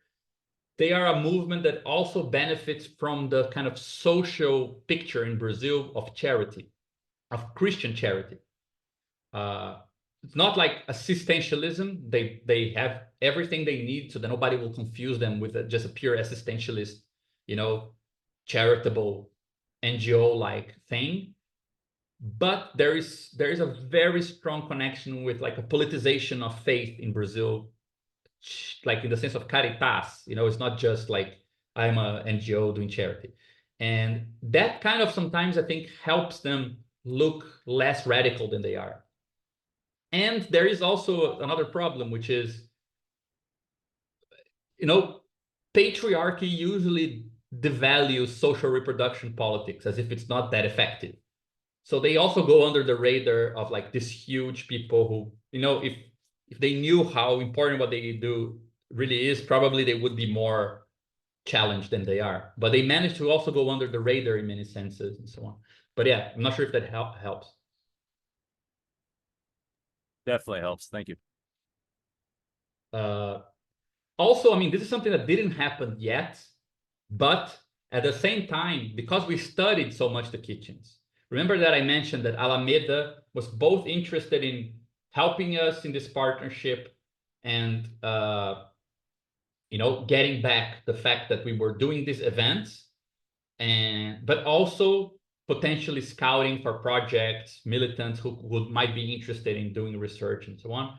Well, we managed to find through Alameda a kind of a emergency fund for the South during the flood. And then I wrote a project to see if we could get those funds in the hand of MTST to improve their kitchens there. It's still a mayhem. It's not guaranteed that that's going to happen, but that's like probably the only example we have of CSO-Alameda's partnership going a bit deeper in that direction of, you know, we could have found, if it worked, we already know it's not going to work the way we wanted, which was to actually get the money to buy food, pay for more cooks, pay for more people, militants to be there so that they're not exhausted, which is what's been happening. We didn't manage to raise that money. It wasn't approved, but we still might manage to help them in some way. But it was a first situation where the terms of that partnership seemed to actually become a bit more concrete, you know, and not just mostly like running the space, putting Alameda's kind of public figures some here and there. But so a lot changed in the kitchen's inquiry, right? You guys can see that it's the first that we do the inquiry as a process. It's the first where we have this double experience of trying to reproduce something we had done in the past and not getting a good reaction from them. We actually only had the feedback from them because we kept on together with them after, right? We took something that Mao Zedong writes about the intellectual's relation with the people, right? That there is this tripartite structure. You are on the horse, like the intellectual, the militant, he can be on the horse and just go through the field of flowers. He can stop the horse and smell the flowers, or he can move to the field and tend to the flowers, right? And those were kind of a gradation of more engaged relations that would shift the focus the party back to the peasants, from the intellectuals back to the people, right? And I think that here we started getting off the horse, right? And smelling the flowers and actually staying there and seeing what's the aroma of the movement for real. And this had a big effect. But as I said, the Invisibles were back. The band was back together. Some people from the collective had joined, from CSO had joined the Invisibles. They were acting differently. They had a lot of new ideas about how to strategize their interactions in universities, so on and so forth, right? This image that I showed here is already an activity they were doing.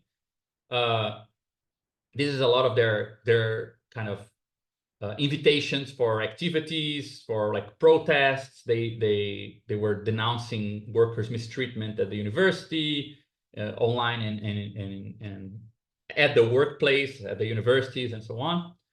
And it was a totally different inquiry. And again, it's very special because people who are from CSO are also in the movement. And even though here it turned out that we were invited, and we're still at this process of answering to that invitation, of helping to systematize this, to engage with this, and so on. Even though this happened, with them, something different happened.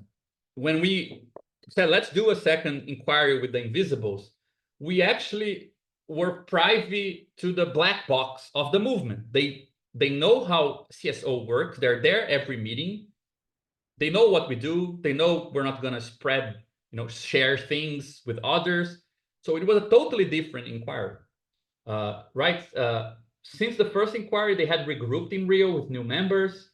It was the first inquiry where a political organization was willing to open the black box of their militant practices and engage with what they're actually going through in terms of their challenges and so on.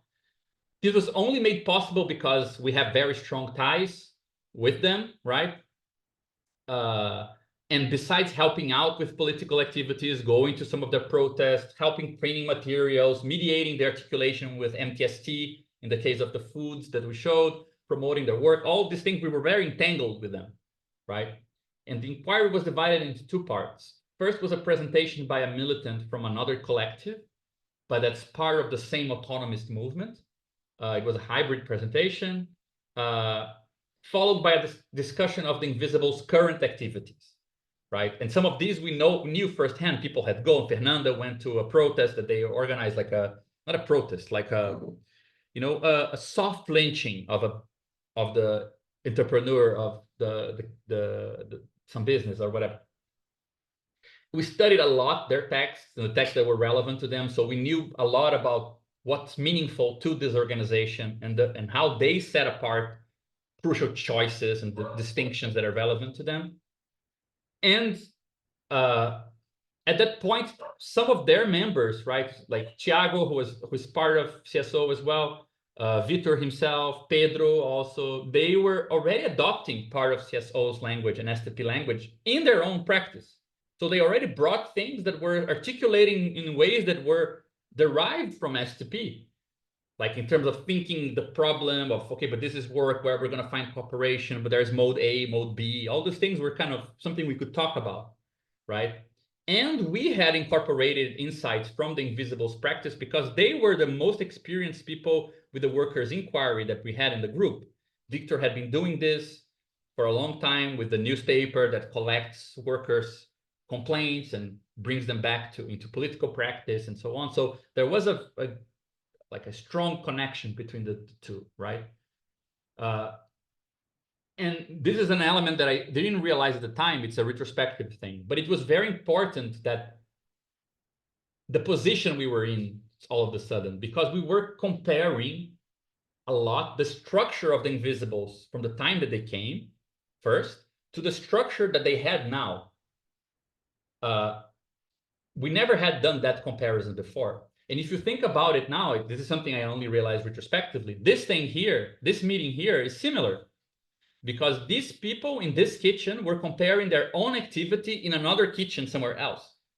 And they were asking a question, a comparative question inside their political movement. What is this? what's the relation between these two things? We weren't comparing, they were comparing. And similarly here, they were the ones interested in, this is how we worked, this is what we're doing now, what is the difference, what is going on, right? And I think that this is fair to say this was the first inquiry where both organizations were interested in finding out new things about the process under investigation. They wanted help to systematize, right? So again, there is a mirroring of this situation here. And I think an important effect of the inquiry was that formal tools of STP and CSO were adopted by the invisibles, even others who weren't like Victor, who were, like already knows all this shit, such as diagrams to map political intervention, key political actors and dynamics, right? And I mentioned this here, that the fact that John and I had a meeting on the Oregon political encampment really helped giving us the idea that we could do this. We could sit down and let's try to analyze what's going on, and these tools will be helpful, right? You can see this is just, this is what John and I did. More people were, I think Renzo was present too. We did at that time, right? And this is something I organized after, yeah, Dennis as well, yeah. This is something I organized in terms of questions and relations between questions that we went through when we discussed the Oregon encampment. And we used this to build this thing here, which was a diagram of how the invisibles were working at a particular university with the company, another company, the relations with other groups, what was the key things they knew how to do, things that they were trying to do. This is a diagram that one of them did afterwards without CSO, just for their own sake afterwards. So just to go to show that there was a weird, totally unsuspected connection between John presenting on the encampment experience, we developing like minimal means of discussing in like the dynamics of political intervention in more structural terms, and then doing this meeting here with the invisibles and them adopting something for their own sake when changing it and adapting for their own purposes later on, right? I mean, you can see that we went a long way from like this thing here, right? Something changed a lot. And this is January and this is July. So in 6 months, things change like crazy. And I think another important thing is that after this, Rafael ran 2 meetings. I don't think I added a drawing here, no. But Rafael ran 2 meetings from the theoretical seminar only on our social mediations diagram with all the different arrows, and they discussed all these things. And there was like this huge, I mean, I take it as a big achievement that Pedro told me that he started looking into category theory videos on YouTube, like, what the hell? It was really, really incredible. And I think that this is very much between the kitchens, the second inquiry with the invisibles, and the next one I'm going to tell you about. That's really where things shifted and justified having this meeting to update everyone on what's going on. Because after this inquiry, again, we were already coming into contact with MCP, the Popular Communities Movement. I know them for 10 years. 10 years ago, I tried to join the movement, but they are a very special and specific movement that they build what they call 10 columns, the 10 columns of popular communities in specific peripheral zones. If you don't live in a place that they act, it's impossible for you to engage with them. And they are very distrustful of middle-class people. They don't want to need any middle-class support. They are very autonomous in a very special sense, very different. And so it was hard to engage with them constantly. But during 2024, I learned that they were trying to establish a group, MCP group in downtown Rio, meaning the same neighborhood that CSO exists and the same neighborhood that I live. So we started building again a slow relationship with them, talking from time to time and so on, and trying to get close to the movement. This is just the 10 columns that they say that if you cannot build through popular power, meaning just the force of cooperation, if you cannot build these 10 things here, you don't have a really existing community. It's collective survival, religion, health, school, popular art, leisure, sport, housing, a new type of family, infrastructure. Yeah, those are the 10. And they try to build all these things through workers and people's self-organization. And they do really amazing things, and they're totally clandestine. Nobody knows about them. They exist for 60 years in Brazil. They're one of the oldest acting movements in Brazil, and nobody knows about them. It's crazy. And so we started engaging with them. So this is their state meeting, preparing for a Congress, the first Congress they would have in 55 years. They never had a Congress. Imagine having 50 years of a movement and never having a national Congress. They exist in 10 states. They have about 25 communities around the country. And we went to this and we presented ourselves, explained what CSO was, said that we wanted to join. Here's me, this is Victor. Fernanda was there as well. I think she's here. So we went to this meeting, started getting to know people. Then we went to one of the favelas where they organize here in Rio. This is a bunch of people from CSO. It was a really nice party. This is a dance teacher who taught everyone choreographies except for me, who don't dance. And this is everyone from CSO who went. And this is already another thing that I wanted to show. Like, if you compare these pictures, even though, you know, there are like 2 or 3 people from CSO, to this picture, right? These are like 15 people. And they're all regulars at CSO. And we just said CSO is going to make an inquiry, an investigation, a process of inquiry with MCP. And suddenly there were 15 people going with us to the favela to meet people and talk and so on. And that was not enough. Like, we did this and we raised money for because they are creating this cell in downtown Rio, as I said, which is made up of people who are squatters doing like living in like political occupations, homeless people, like retired old ladies and so on. That's the people who are building this downtown MCP group. They didn't have money to go to the National Congress in Bahia. So we raised the money, just the people from CSO, and we paid the ticket for one of them to go. And 2 of us went. This is me, this is Michael. He's from CSO, but like he lives in São Paulo. He's like the Walter Benjamin of CSO. And we went and spent 3 days in Bahia, knowing about the history of MCP, the different movements that they were before they became MCP. As I said, they had like 50 years of history. We worked a lot in the kitchen, putting the thing together, cleaning everything. And it was a really, really amazing experience. So amazing that I ended up joining MCP. Now I'm actually part of the movement beside being from CSO. And this changed a lot. When we came back, now I was acting with MCP downtown, right? We knew that group didn't manage to go to the Congress.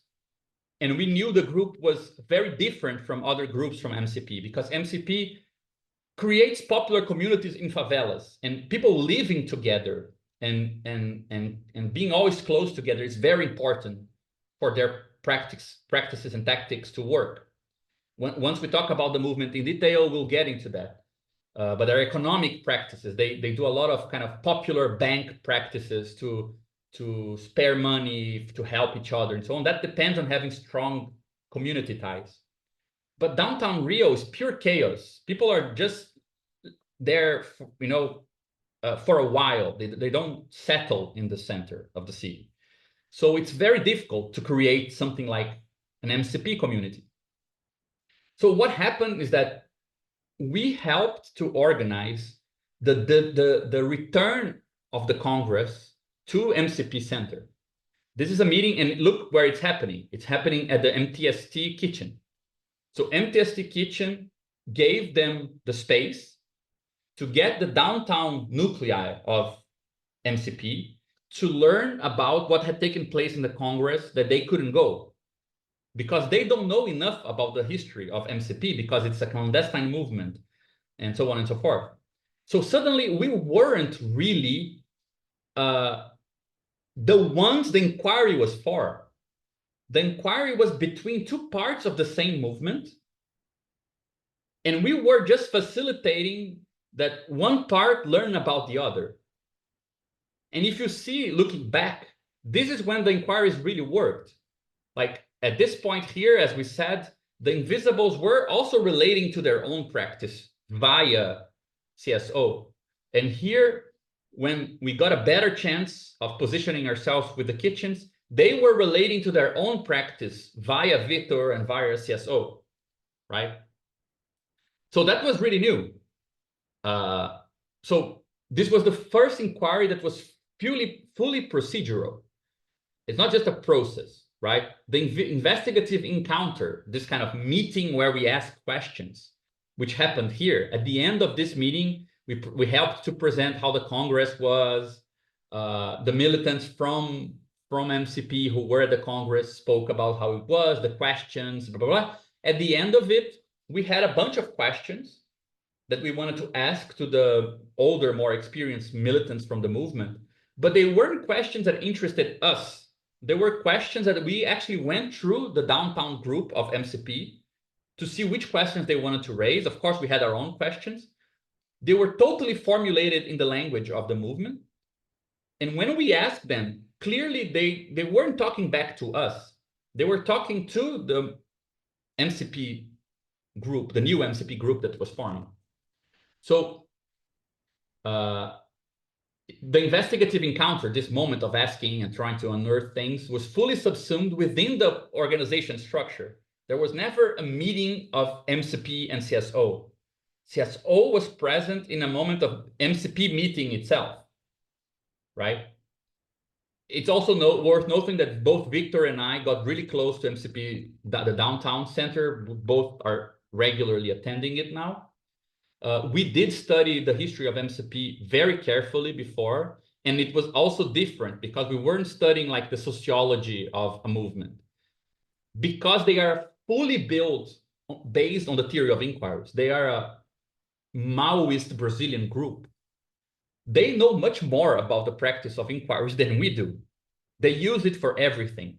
They use the practice of inquiry to avoid hierarchy forming, because you're only allowed to do something if you ask the people, and you cannot ask the people in a politically institutional way. You need to research, and they have a method of research. So anything that is researched, therefore it captures something about how the people deal with the problem, can be addressed, doesn't need to go through any hierarchy to be done.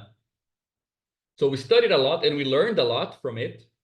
It was a second time that we made inquiries of organizations that already use the practice of inquiries as part of their own tactics. The Invisibles also used inquiries, but MCP, in fact, had already incorporated lessons from Maoism into the theory of militant research. That is like a huge basis of the movement. So also when we were studying the movement, it was clearly an exchange. We weren't just, oh, let's see what these foreign people think, right? In a kind of anthropological sense. We were clearly wanting that knowledge because we didn't have it either, right? So we also adopted things from their method to CSO. And it was the first inquiry that we had clarity that we were not promoting an encounter between CSO and another organization, but an encounter between a particular organ of the movement, the downtown cell of MCP, and the rest of MCP, right? It was also an activity that was the product of our capacity to articulate different movements together, because it happened in the kitchen, that trusted us to, share it with MCP, because we're constantly going there as well. So we started articulating them. And we also developed such a strong relation to MCP that we helped them to articulate a meeting with the Web of the People, which is a movement that we are going to investigate next year, but we're already starting to engage with them. We knew MCP wanted to have better relationships with them. So we arranged the meeting, and now they're doing an activity in December, right? This I added this here because this is just, the cherry on top. Because recently we've been having a participant who comes to our meetings, and she apologized because she does diagrams during the meetings. So every meeting somebody's doing these diagrams now, and the one that I used as a cover is also from her. I was talking about the practice of STP and CSO, and then we just felt like she drew like bundles and sheaves and things that we are, weirdly familiar with. Doesn't this look like you can see it from here, but if you see it inverted, it looks like the monster diagram as well. It was really kind of a nice touch. Yeah. So let me see what time it is. It's also a great drawing, exactly, on its own. It's not just the merits of. Yeah, it's the SPT, spontaneous theoretical practice. That diagram on top, I don't think I added it here, but this diagram here, it was really cool. She came to a meeting and she asked, well, but to articulate movements, do we need to find a common ground between them? And then she drew like a Venn diagram of these four things with a common part. And then we said, but like, try to picture movements that share just a bit. Like all the movements share something, but they don't share the same bits between them. And when you see their connection from a different standpoint, you can see that they are actually bundled together. And she was really interested in that idea, and that's what she drew while we were talking about that.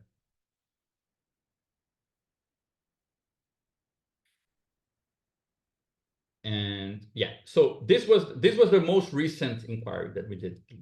You can see like a week ago was the kind of day we did the working through of it.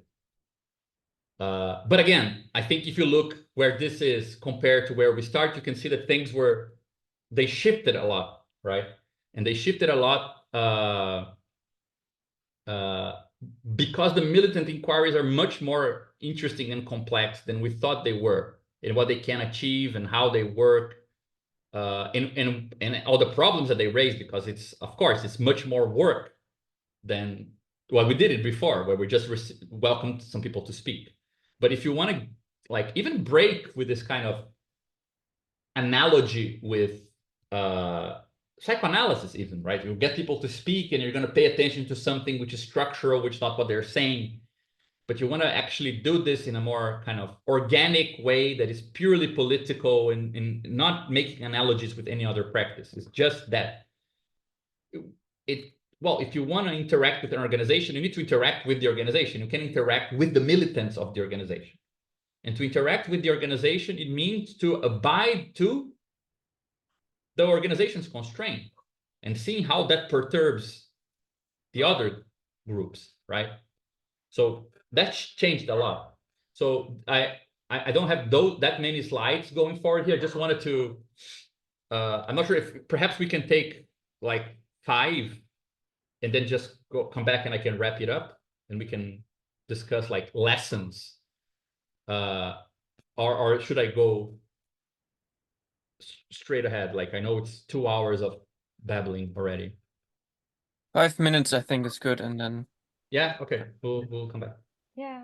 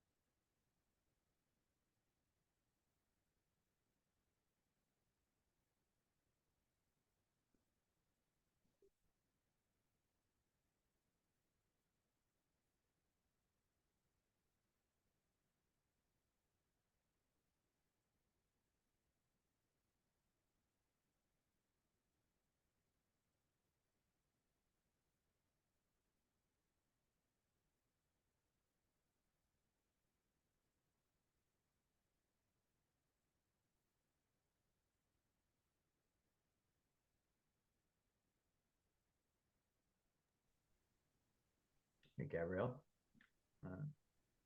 You busy? I had a question if you're not. Sure. Go ahead. Just was saying with the kitchen, the fifth inquiry that you were mentioning, you said that they sometimes looked at you guys like you're a bit like academic, and the feedback and the questions that you were asking sometimes were more seemingly addressed to the other than to the actual lowercase o other, which was the organization itself. I was going to ask, because it seems like you guys were being charitable and kind of showing up and actually helping with the kitchen and organizing and things. Did they end up reciprocating and try to get into the more abstract kind of way of looking at things, or analytical way? Yeah. Mine too. I mean, to be until now, no.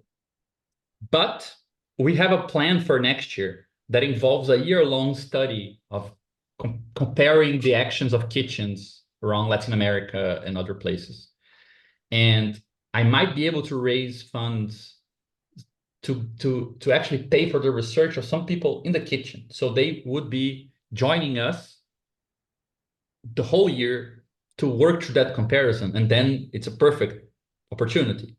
Yeah. But we haven't had that opportunity until now. And we had the original idea that this main contact we had, which is like one of the brightest and like most savvy militants I've known, this PH guy who invited us to the kitchen, who did this spontaneous, insertion of himself into different movements to know more about them. He had been like in occupation movements, the kitchen movement, the delivery app movement, you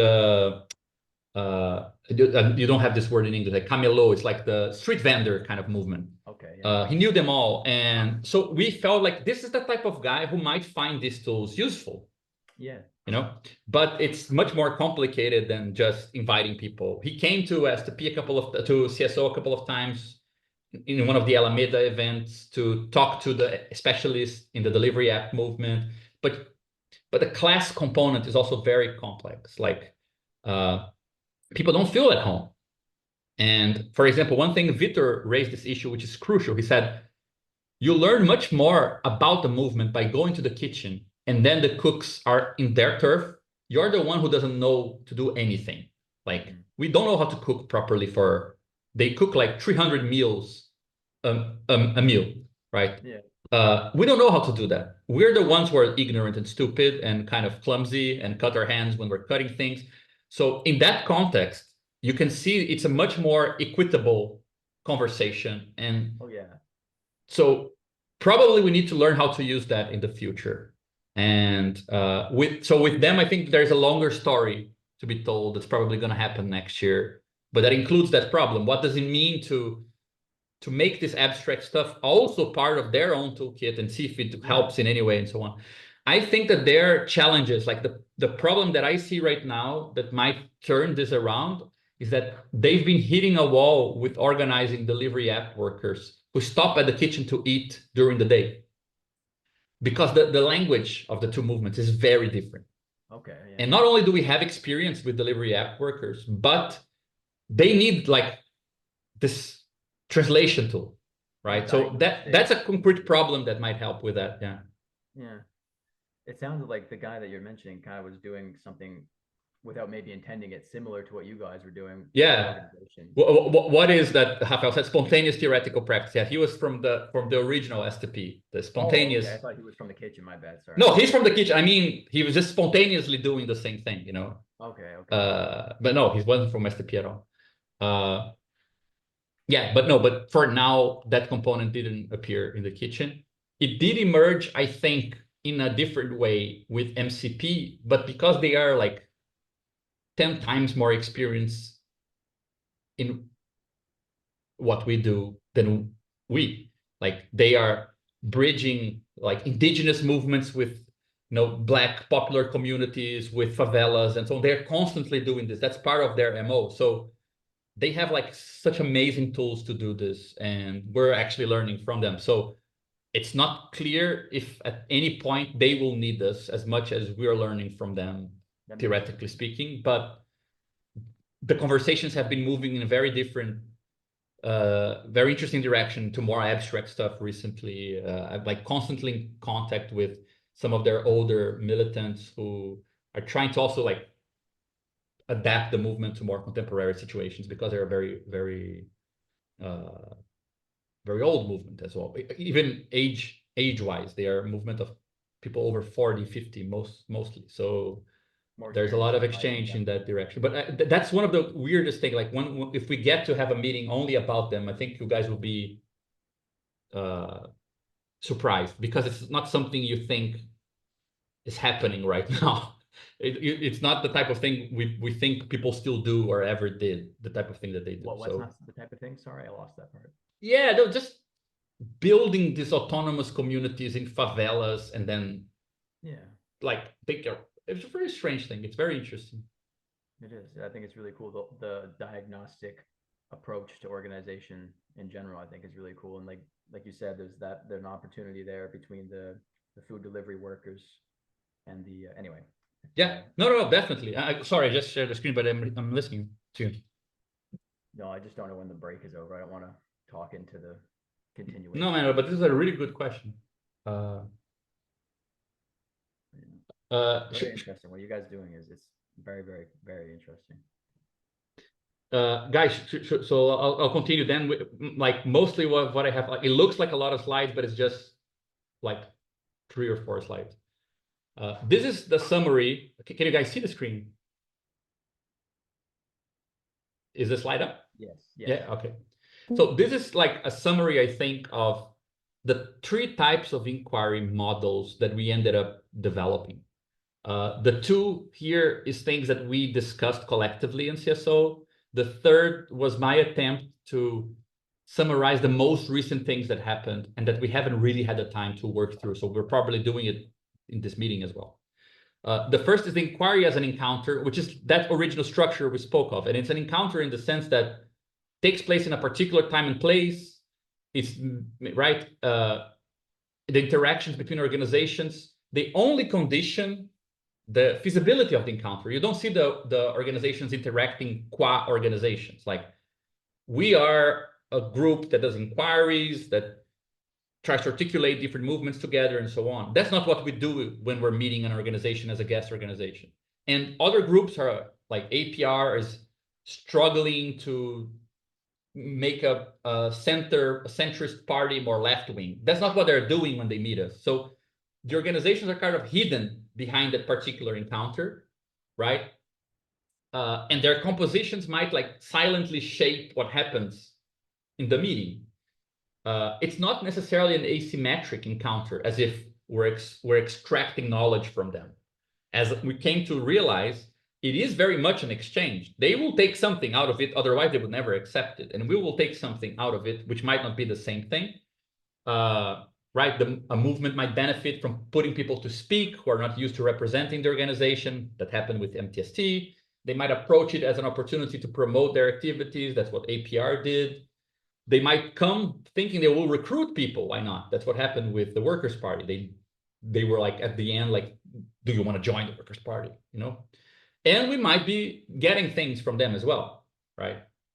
So just because it's an encounter, it still has this core thing that I think it's part of any proper political exchange, which is in some level, it is an egalitarian thing. It still is a type of exchange, but still can be kind of slightly removed from community building, contract building, or value building, right? It's something else, political. Then there is the inquiry as a process, which I think it's something that the MTST inquiry is the most exemplary of, something that has a duration, almost to the point that you don't know when the inquiry is happening because you're just constantly there, right? So this is the inquiry that no longer takes place as a punctual encounter between 2 organizations, though this might be part of the process, like MTST, we did invite them also for a formal day where we wanted to ask questions. The asymmetry is avoided both because of the concrete political exchange in terms of, well, when we meet, we get different things out of it, but also because we spend time working alongside other organizations. So it's not really an asymmetry. We're investigating, we're interested in articulating them. We are taking a slightly different point of view during their interaction than they are taking, but we're there spending time, resources, getting their own goals achieved. So the invisibles with direct actions, protests, and so on. MTST with volunteering in the kitchen and so on. MCP helping send their militants to the Congress, but also helping the MCP, the broader structure, to become more visible and so on to the militants. But the telos of the process for us is defined by CSO, meaning it's like you go into the process, but it ends when we get something for us, right? Insofar as our engagement with other political actors, as well as the grammar in which we articulate the lessons from this process, remain that of our own group, right? I feel like this is kind of a middle ground. It's almost perhaps not even a type in itself. It might be like a faulty model that is just the basis for this one. Because the things that so basically this is an inquiry where CSO is no longer one of the two poles of the encounter.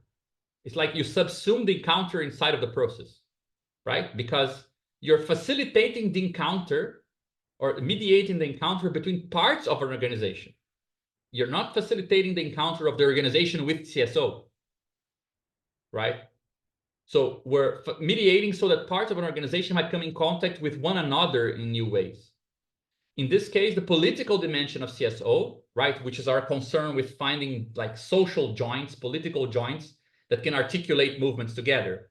As we said, like use the kitchen to get food to the invisibles, use the kitchen space for MCP to do something there.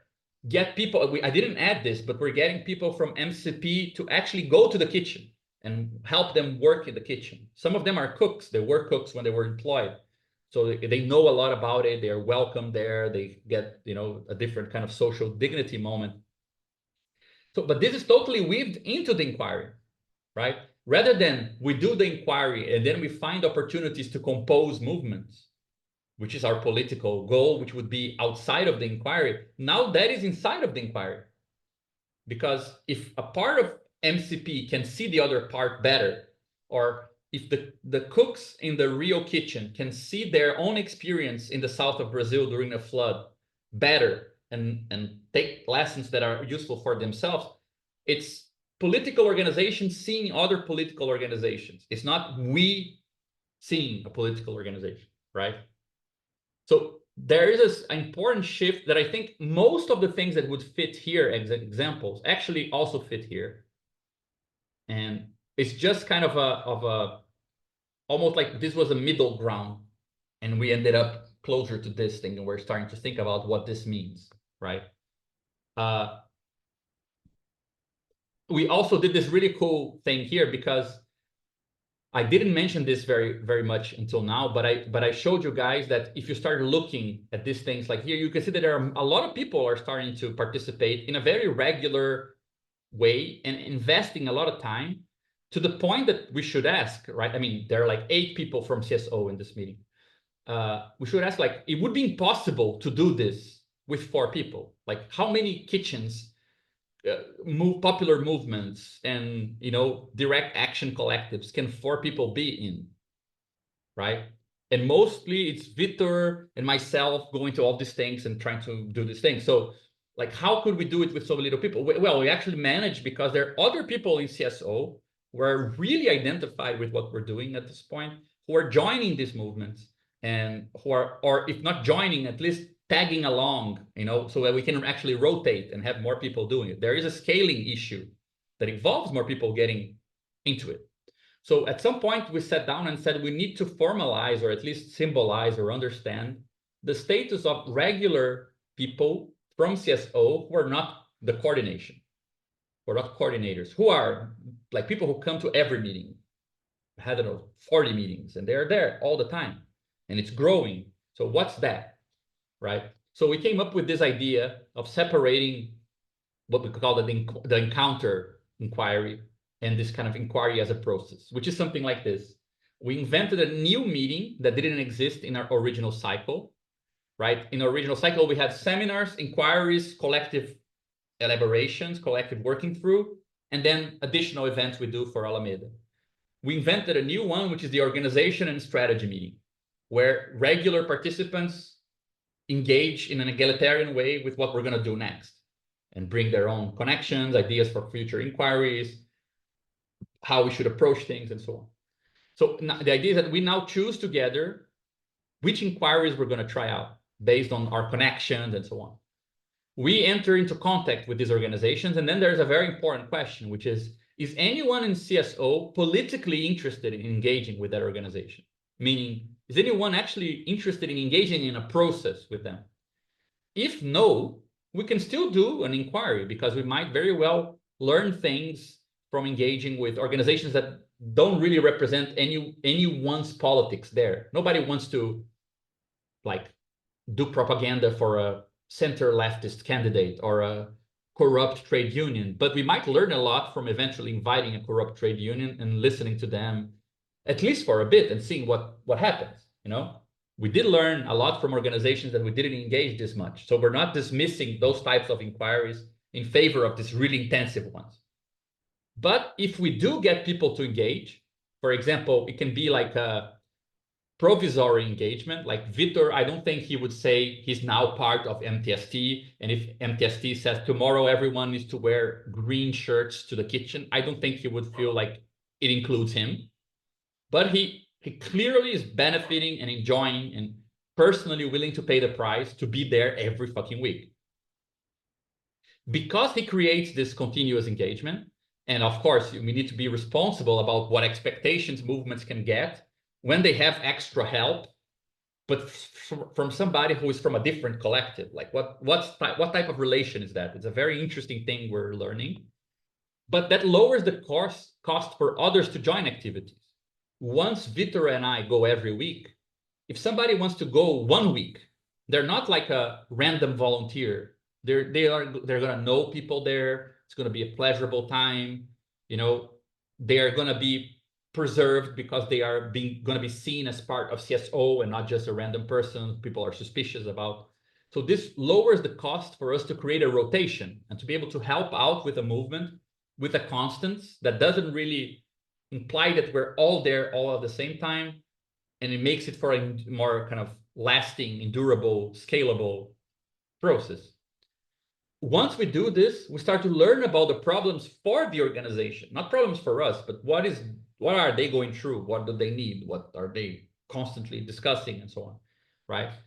And we can then discover what are the types of connections that are relevant to them in their own language. For example, for the invisibles, about setting themselves apart from previous experiences. For the kitchen, systematizing the difference between what they did in the past, what they're doing now, or what they did in the flood and what they're doing now in Rio, or things like this.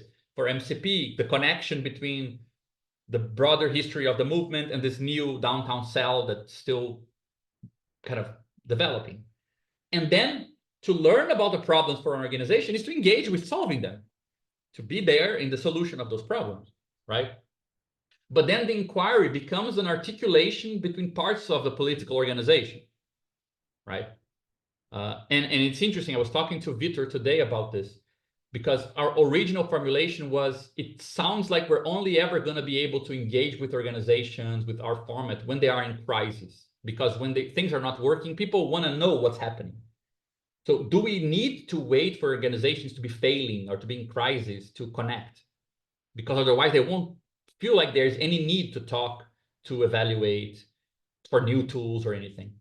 But I went back to Bogdanov's original organizational formulation of crisis, and his theory of crisis is pretty much the context in which wholes and parts become loose. So either because parts becomes autonomous, parts die, the whole becomes weaker, and the parts kind of just float, you know, more randomly or whatever. And when you think from that perspective, you don't need to think about organizations being in crises. You just need to look for situations where an organization needs to relate to itself, right? You don't need to wait for a critical moment or to have like this Heideggerian idea, only things are failing are the ones that, you know, have reflexivity. You can remove all that bullshit, defeatist language, and you can actually think about a place for this type of mediation in, you know, victorious processes, by not processes that are not just in love with defeat.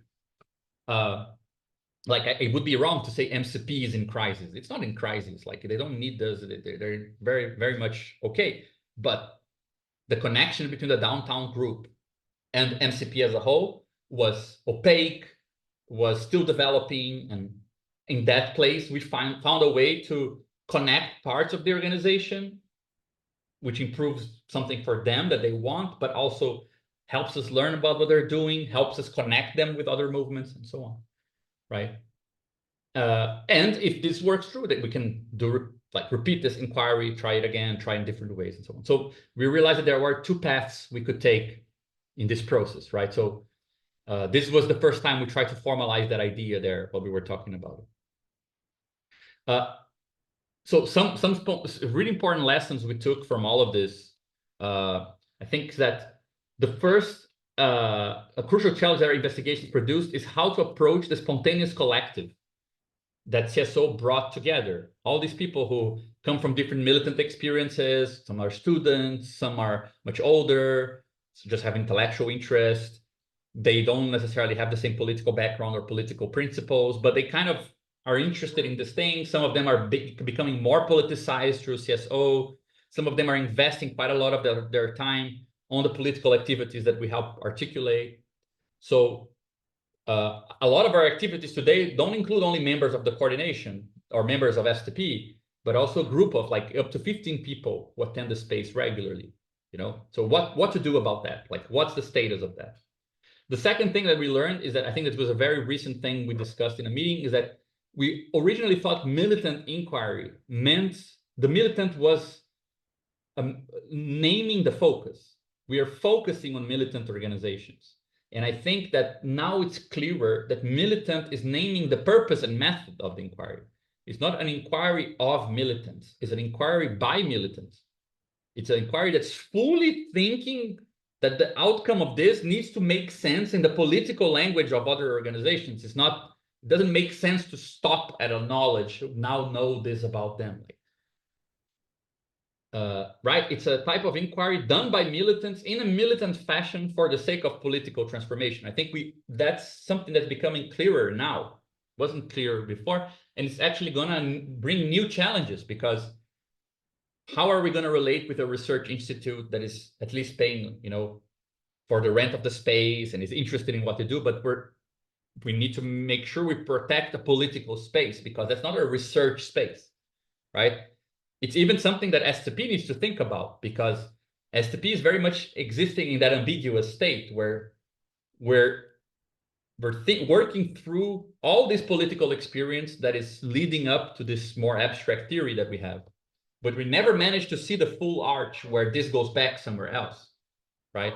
And I feel like if CSO works, if it becomes something that we can reproduce, if it becomes something we're interested in seeing if it's manageable to create in many places, it actually completes the arc from past political defeats that brought us all together one way or another, this long period of theorizing, trying to build this theory, back to something that goes to the same field, the political field and so on, right?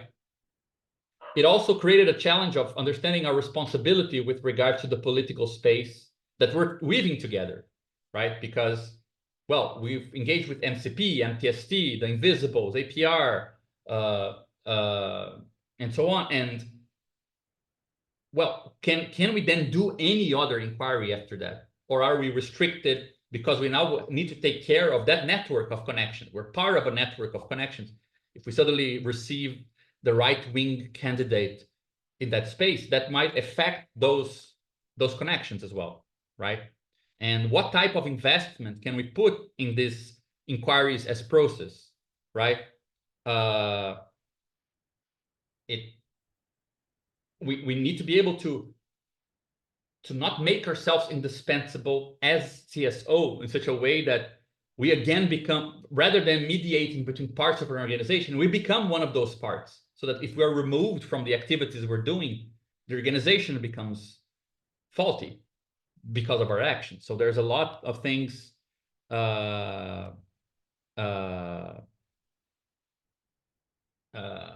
there's a lot of things that go through that as well. So what I did here, this is the last thing. This is just a very short summary of how that original structure I showed to you guys Yeah, I think so. No, I would say my impression is that this idea of the inquiry as a process that includes the composition inside of itself. I mean, I think that's, I mean, it just puts everything we develop into really practical use. It's very strange. Like this is, I didn't mention this very much, but I must say, like, it's kind of crazy the amount of complex stuff that we manage to pass along in a transmissible way. Of course, you need to have a lot of knowledge. Rafael is really good with didactics. Like, I don't think anyone could have easily done like meetings with this crazy diagram and people would be like, yo, diagrams, this is amazing. But like, if the problems weren't very much on the surface, people wouldn't know what to do with that. But the type of experience we do makes the problems makes the abstract stuff seem like the solution to a real problem rather than something else. So the best formulation of those problems, I think, appear with the most kind of complex inquiries. You know, then you can see like, okay, if it's a process that engages often, and then other organizations are mixed, you need those tools. They become like a very, like, they become the shortest, most economic thing you could do rather than the crazy abstract jump, you know? But I think that the punctual inquiries, they're very useful. It's not, I wouldn't want to grade them as like, these are good, these are bad, because depending on the context, like Brazil, especially downtown Rio, is like filled with political organizations. Like there are places where there's none. And like the distrust is huge. And so perhaps meeting once is going to be like such a powerful thing because nothing is happening, you know? So I wouldn't want to propose like a method of starting this and focusing on this. Probably we started focusing on the punctual encounters and they led to something else. So probably if a new group was created and started focusing on something very small, they would also go to a unsuspected, surprising place, maybe different from what we did here. But if you look at this here, this is pretty much the coordinating the seminar, the inquiry, and this collective working through. I've added the public here as the outer thing we were interacting with, both in the working through and the seminar. And in the inquiry, it's a triangular thing. There were people watching. We were doing the inquiry, and there was a political organization present, right? There are all these kind of internal relations here, but what we call the co-limit, what we call the you know, the point of view that coordinates all these things was actually the group of 4 people. I added as kind of filled bubbles when it's a full organization that we are interacting with and not just like a concrete thing, right? It's not like there is a specific meeting between STP and the coordination. It's just that we are informed by STP and we're constantly managing our relationships with these organizations. This was the original thing. Then we added Alameda here. We added an event for the public, and that's also meant to benefit Alameda. It's separate from this circuit that remains separate, but now we were also constrained by Alameda. The coordination was meeting to discuss, okay, how are we going to put these events together? It's actually spending effort from all 4 of us to communicate with the invitees and promoting these things. It's actually an extra work we did in exchange for having a good space to do the cycle that STPA was actually interested in. So we started defining the coordination also as those who need to mediate this triadic kind of ecology, right? But the inquiries are still the same here. This is something that started happening. This is us starting to realize that there is not just the public. We're interacting with people in the public who are regulars. They are participants of what we do. They are every week, so they know what we said in the seminar 1 week, they're back for the next week. So they are continuing with the questions. They saw the inquiry and then they're coming back for the working through. So they're working through with us. Most of the questions that I raised about what's the purpose of the inquiry, the coordination wouldn't have ever raised that question. We felt we knew. It's people from the participants who raised like, okay, but what are you guys doing? What's the purpose of this, right? So it's important to start separating this. So we started realizing that the participants were a regular group of people that were not just the regular public, right? Then we decided to create this organization and strategy, which is, let's say, a meeting to negotiate and discuss and interact with participants of CSO, whoever they are, right? And you can see that this is the inquiry as a process. This is the inquiry as an encounter, right? Just once. The inquiry is happening in the intersection. Here you can see that there are many meetings with some participants inside those meetings engaging with an organization. And if you look at the co-limits, the kind of control center of why those meetings are the meetings that they are, is no longer the coordination. It's the coordination of the movement, right? The kitchen meets every Wednesday. We don't choose the day. They choose the day. We don't choose what we're going to do there. They choose what we're going to do there, right? So you see that there's a shift in perspective from this coordination to this coordination, right? And this is, let's say, kind of a minimal representation of that formal meeting we did with MTST, which is no longer inside of the political organization. It's again with the public, with participants. That's kind of what we did that they said wasn't really useful for them, right? But it's already something slightly different. And the fact that there are participants here who are not the public, there's no public thing. It's like a kitchen meeting, like kitchen work day, right? You can't really confuse them with the public anymore. That's why it was the moment to create a separate pole of interaction. Like we're building like spontaneously this collective. It needs to decide its own direction. We can't decide it for them. And the only thing that kept the coordination as a separate thing is that they are not part of STP. They have nothing to do with Alameda. So the coordination was defined as that part of CSO that is constrained and is in connection with both Alameda and STP, and is mostly running our connections with other organizations, just keeping them alive, communicating more formally, right? You can see that participants are not included here. So like there is kind of a organization inside the organization, right? And then just finally, this is the last one. You can see that maybe, yeah, sorry guys, I used it was totally like a categorical, it's a cat whistle. It's not a dog whistle, it's something else.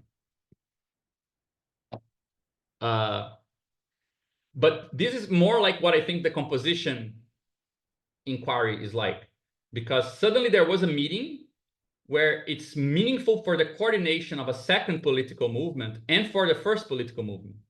We go to the kitchen, and in the last kitchen day, MCP is also interested in the kitchen because they are doing their meeting there. So there is a composition of organizations happening inside the inquiry, not happening separately, right? So this distinction for me is a difference between process, like encounter, process, composition, right? So this is also simplification because we don't do just one inquiry. And as I showed to you guys, the connections become more and more complex. Today, Vitor and I were trying to draw kind of where the connections are right now. And this crazy thing is kind of where it is. If you take this dotted line to be downtown Rio, you have the Solidarity Kitchen, you have the Invisibles, you have CSO, you have the downtown MCP group. You have like what we call the downtown dwellers, people who are at least going by the center, like delivery app workers, they don't live there, but they work there. Squatters who live in the occupations run by different political movements. Homeless people who are just there to eat during the day. And the red dots here are articulations that our own inquiries are helping to create. So MCP has a bunch of groups, and we have to connect it to the group that they have downtown. The Solidarity Kitchen interacts with the homeless people who they are constantly feeding, and we mediated through their inquiry also a different type of connection there. And there are other kind of connections here that are happening outside of the inquiries, but are also political, like the Web of the Peoples connecting with MCP, or another autonomous group that is connected to the Invisibles is now connecting with MCP in another state as well. But this grows complex very quickly, right? And if you want to find the natural language, the easiest language to navigate this. This is the stuff we're doing. Like, it's very hard to navigate this without the stuff we're doing. So I'd say that this crazy image is like a picture of the type of problem that the type of thing we do is actually, you can see the practical aspect of it, you know? If you don't get to this point, you might not see it very much. And this is a simplified version, and there are some mistakes, but just to get, like, it's the very basic thing. But we're pretty much involved in this whole thing right now. So yeah, this is the end of my very, very long presentation, guys. But I agree, Rafa. I think it's pretty epic. Like, but I also like, I think it's pretty reproducible. Like, it's not there. I might have gone over special things that make this viable. Like, for example, I think the fact that there are 4 or 5 people from STP who live in the same city, which is something we don't have anywhere else in STP for now, it is definitely something that makes things easier. If I were alone in a city, it would be much harder to do anything like this, right? But maybe that's something to think more strategically about, you know? Maybe it's much more important to invite people from your town to STP so that they can, you know, get engaged in these things and make these things viable if you are interested in them, than we thought, you know? I think it's something that only works in person. I think this is very important. Like, we get support from this institute where I work, but we could do without it. Like, the support that we get financially is to pay for 16 hours of rent of this space. It's not even that much, like 16 hours. They don't pay for the space the whole time. The cake that we eat every meeting, we buy a cake and share it, and the coffee. A very small amount to help with the work we do for this Alameda events, because then I work for Alameda, but Rafael, Vitor, and Fernanda don't, so they help us with this.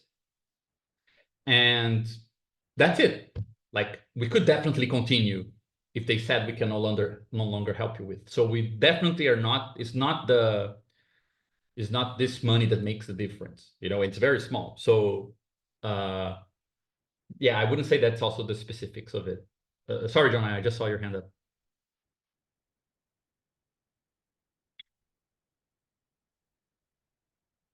Oh yeah, that's me. Yeah, I was kind of thinking in terms of this precisely the like reproducibility, and kind of going back to Raphael's joke in the chat about kind of the spontaneous theoretical practice. Like I really think in a lot of ways like that's actually is that, like, I think because what you're talking about, this fellow, I feel like that's a lot of like what I do and what other folks do is you just like look for where the interesting things are happening and you show up and you ask, how can I help? And it seems like in a lot of ways what CSO is kind of through trial and error gotten to is like that as an organization in an interesting kind of way. And I think like there's something to like yeah, no, I definitely think it could be reproducible, and I definitely think that one of the main lessons is like finding the people in whatever situation you're in that are going to kind of simultaneously, like, it sounds like this fellow simultaneously like is very excited, is very plugged in, but also he presents kind of an interesting challenge to the group. Like, it's almost like if you can find someone that's very language to them, as opposed to finding the easy person that might be like, oh, I get this and stuff. Like, there's something to that seems to have driven CSO. It's a hard thing to like formalize, but it seems like something there that's important. Anyway. Yeah, but I think it's also, yeah, I thought that. I changed my mind a bit because, like, you don't become that person if you already don't know how to solve the problems that you are facing. Like,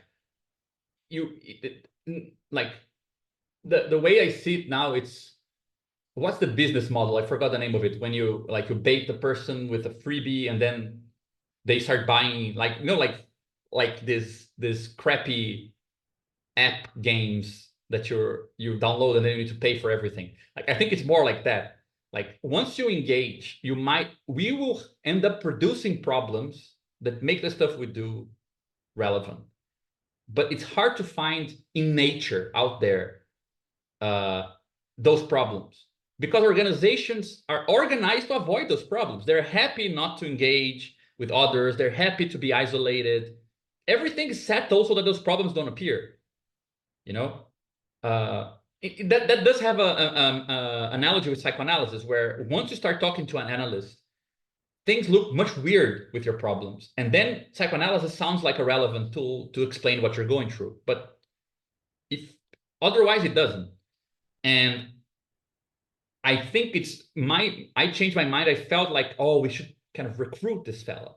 Like he would see the benefit in what we're doing. But I was also very insecure that it wasn't meant for us to be running this type of thing. It should be in the hands of the people.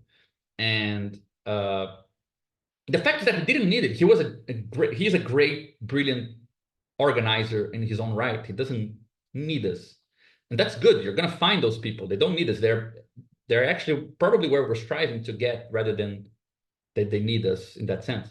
What I think it's just going back to the first part of your question, John, that connects with this. Like what I realized is that we're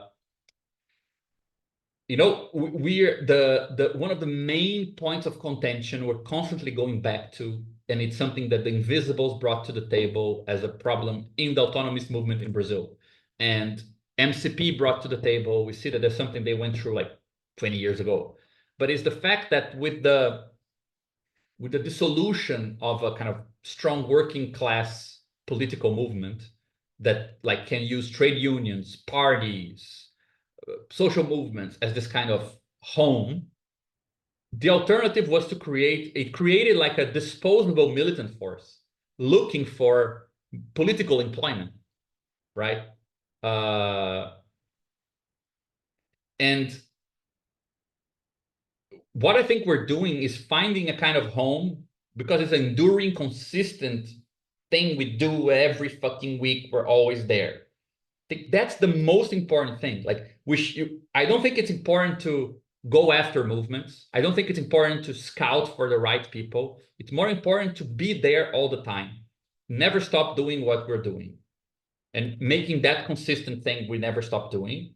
And then things start appearing, but they appear kind of organically. It doesn't appear because you went after it, because things are not really structured to be framed in the way that we frame things. Like,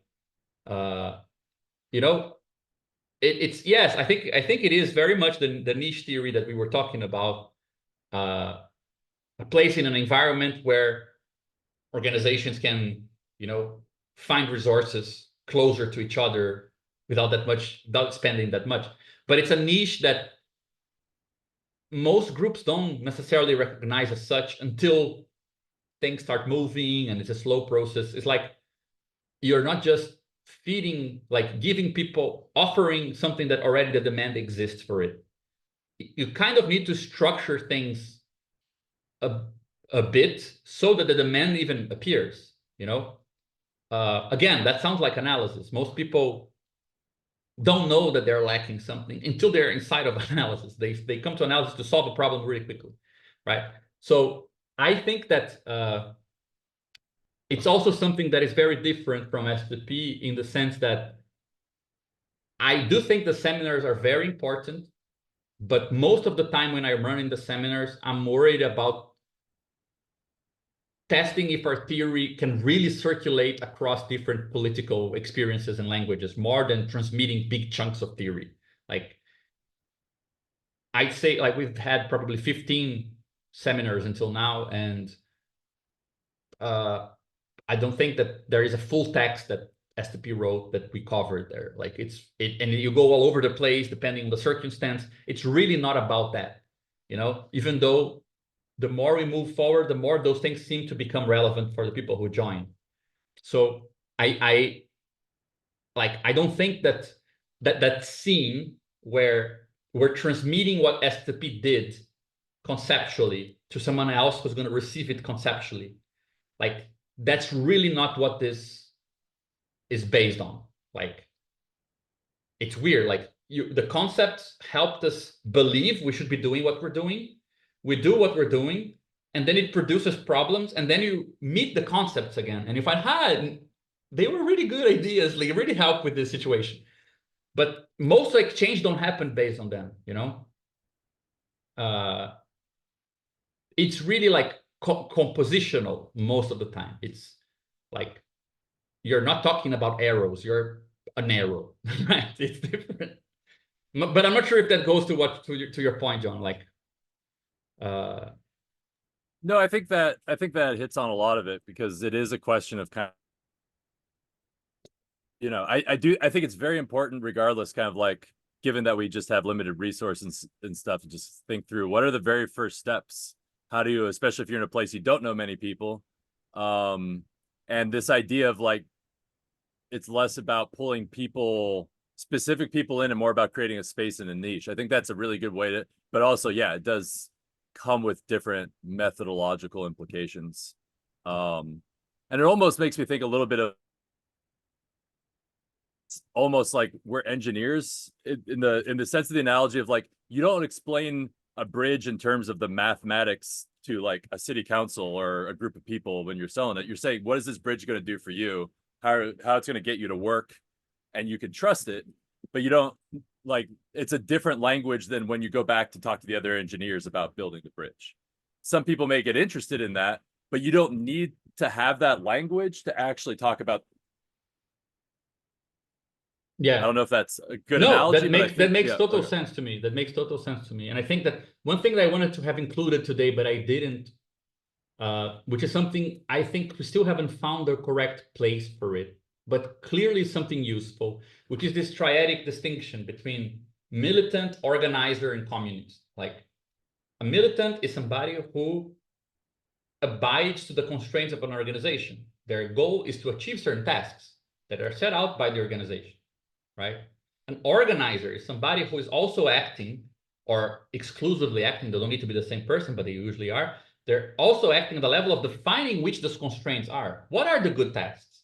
We're concerned with strategizing. What are resources? Should we really be doing this task with the resources we have, and so on?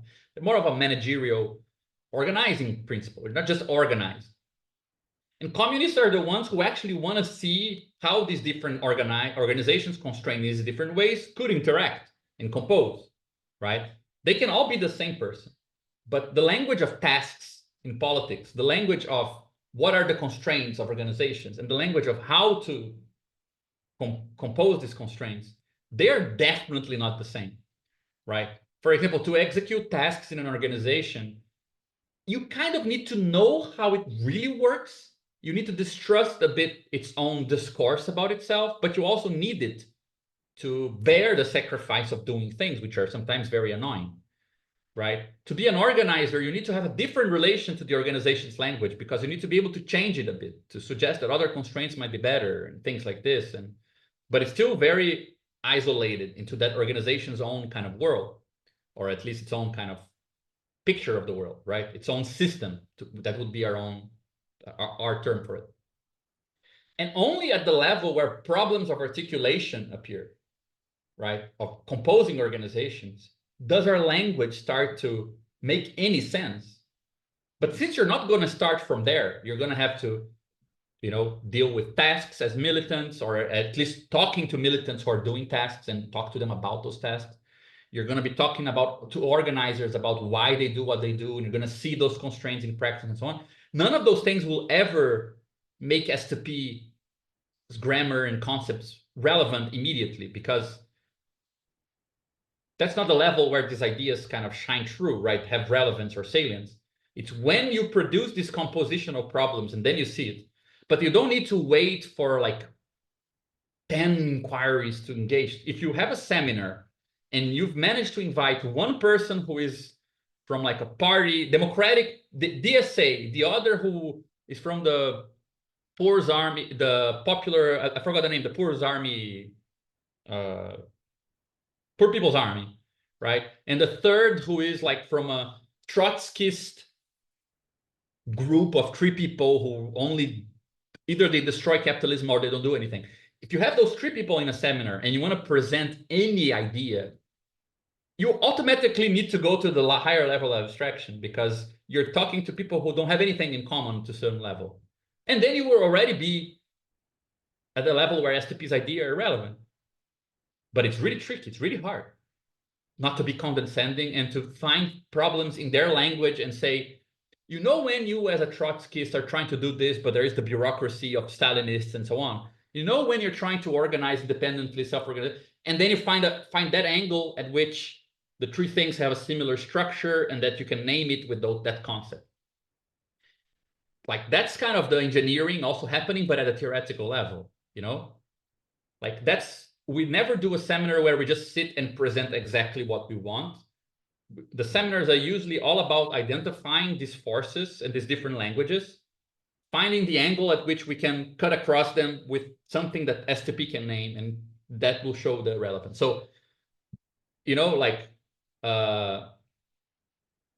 militants, organizers, and communists, like I think that's a really good kind of distinction. It's not really a gradation or a virtuous scale, a scale of virtuosity or anything, right?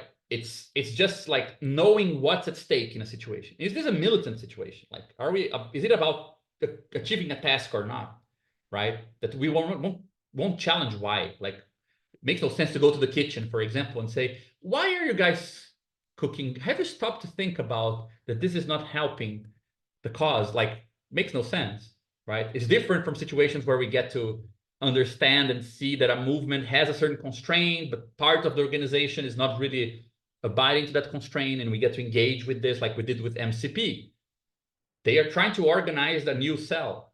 So we get to see the organizer's point of view of the movement, right? In other movements, we're getting to see, like with the Invisibles, they're trying to connect students' movements in universities with the outsourced workers movement, with unemployed workers, and actually get them to work together. They have a communist problem, immediately a communist problem. We don't need to invent it, you know?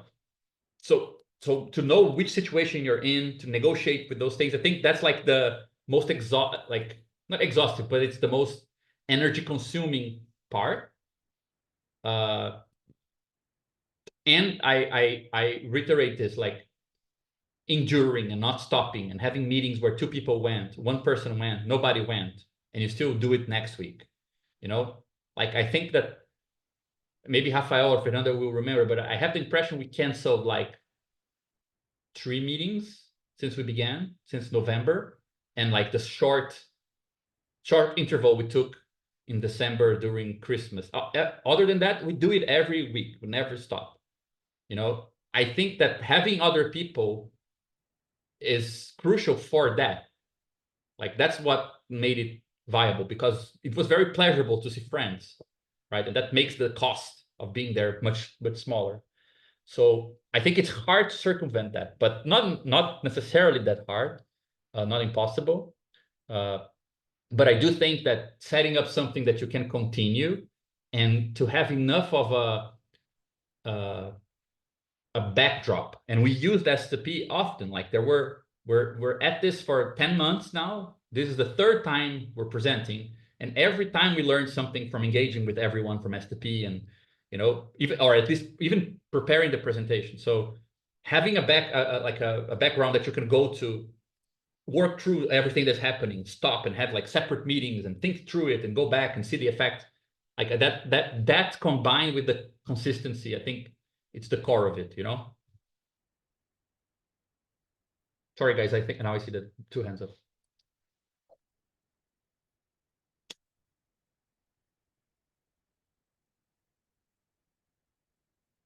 Morris, you can go first if you like.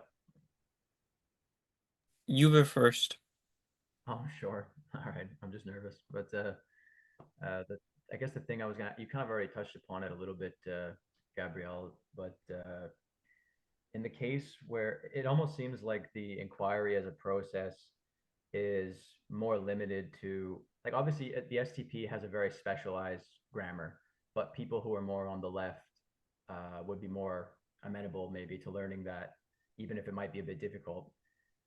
Whereas people on the right, you know, like it's almost like the inquiry as an encounter is more of a diagnostic kind of tool. Like it's more about analyzing the organization.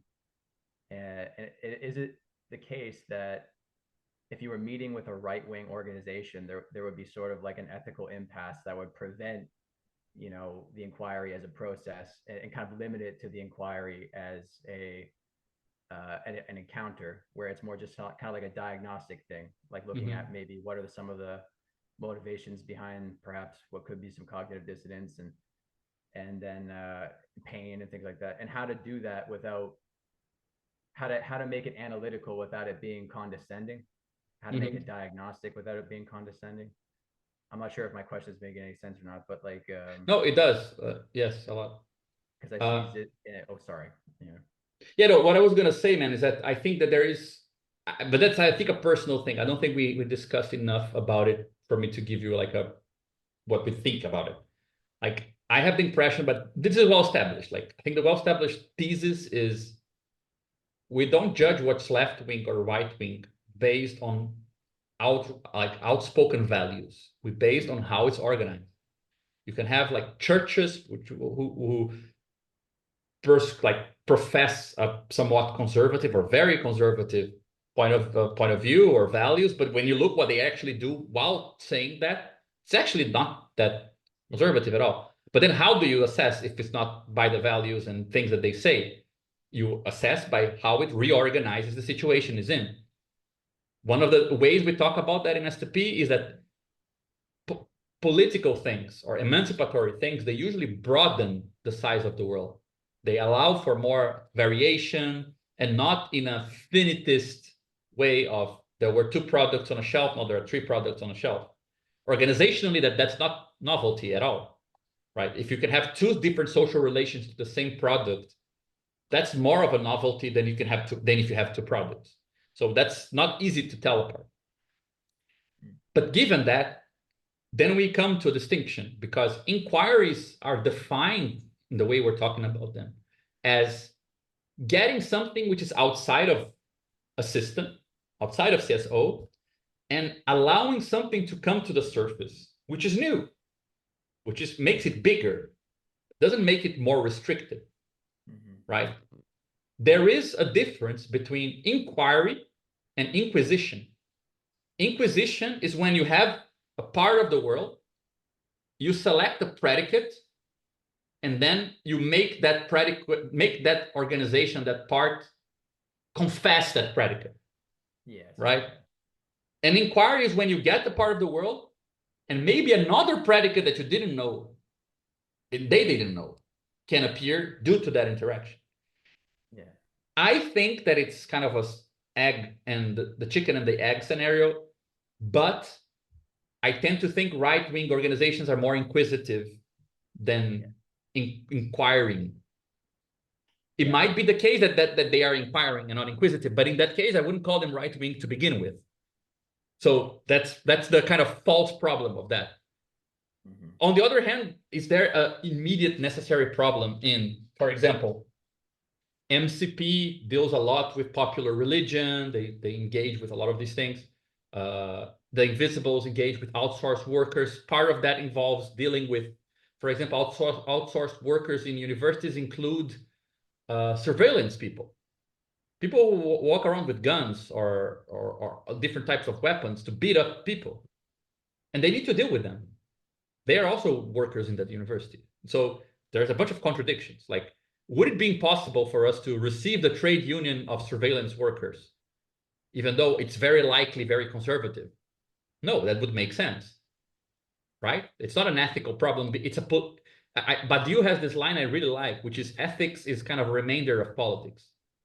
Once there's no politics to give you the momentum of proper political decision-making, then you're faced with this philosophical universal idea of, but how do I decide? That problem only exists outside of politics. Inside of politics, that problem doesn't exist in that way. oh, but what is my relation? No, it's not about you. So you don't need to worry about it, right? So I don't see it as an ethical problem if you can find a a meaningful political moment where that engagement is not fake, right? There's some decision there. Like, what do the vigilantes, the surveillance workers at the public university think? That's a very meaningful question for some political movements.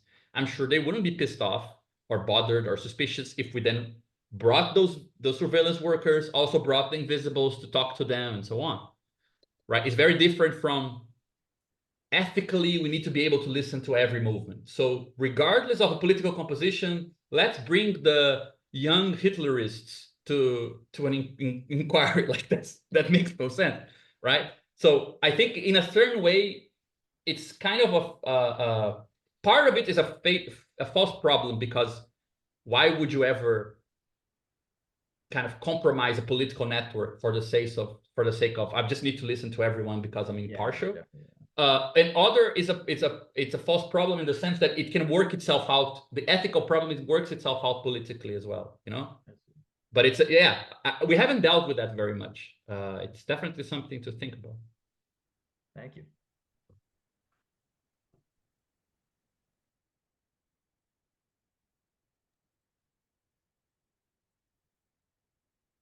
Do you want to say something else, Noah, or shall I continue? No, that was perfect. I appreciate it. All the floor is yours. Thank you. Gabriel, in the beginning, you brought up this difference between people just reproducing their ideology and what's really happening somehow. And my main question was like, how do you tell these things apart? Like, how do you know? Probably one can say like, I know it when I see it or when it happens. And I mean, you gave different hints, like, you had like this, like kind of like inquiry, like a prison, like talking to different people. Then you had like, actually like seeing it work on stage and engaging, or like through solving the problem, or like having the group relating to itself. But is there something like a red line, which kind of like something like a method, uh which came out of it? Yeah, I'm not sure if a method, but also, I mean, I don't want to like exaggerate. I wouldn't say like there is reproducing ideology versus the real thing, because things are so relative. Like, organizations work in a way in a context. If you change the context, they work in a different way. So like, in which sense is that a real thing? It's like very relative to us as well. They behave that way when we are there. We're not part of the organization. So that's also very specific context, right? But I think that if you get like Althusser's definition, ideology is the imaginary relation to the real conditions of existence, right? What gets lost in that sometimes is that it's the individual's relation to a social structure. It's not just a social relation, like a institution relating to the rest of the world. It's I would put like another version of that is to say there is a difference between the things you say so you can bear the constraints you're under, right? For example, I only organize a small capital reading group. It's very small and it doesn't change anything. But I know all these things about capital now. I know how terrible things are. I know, for example, that I should be doing more, or at least I think so. I think I'm not doing enough. So I might come up with an explanation that inserts my existence as a capital reader into the world. What's the role of that discourse? It's not so much shaping the organization of the study group, so much as creating an imaginary relation to my real conditions of existence in that group. It makes it bearable, right? It can have other effects, like, for example, It's again a personal impression, but you can see that parts of the autonomist movement in Brazil who went through like very few movements in Brazil have done so much in terms of starting, continuing, igniting struggles, worker struggles in Brazil in the last 10 years as these guys.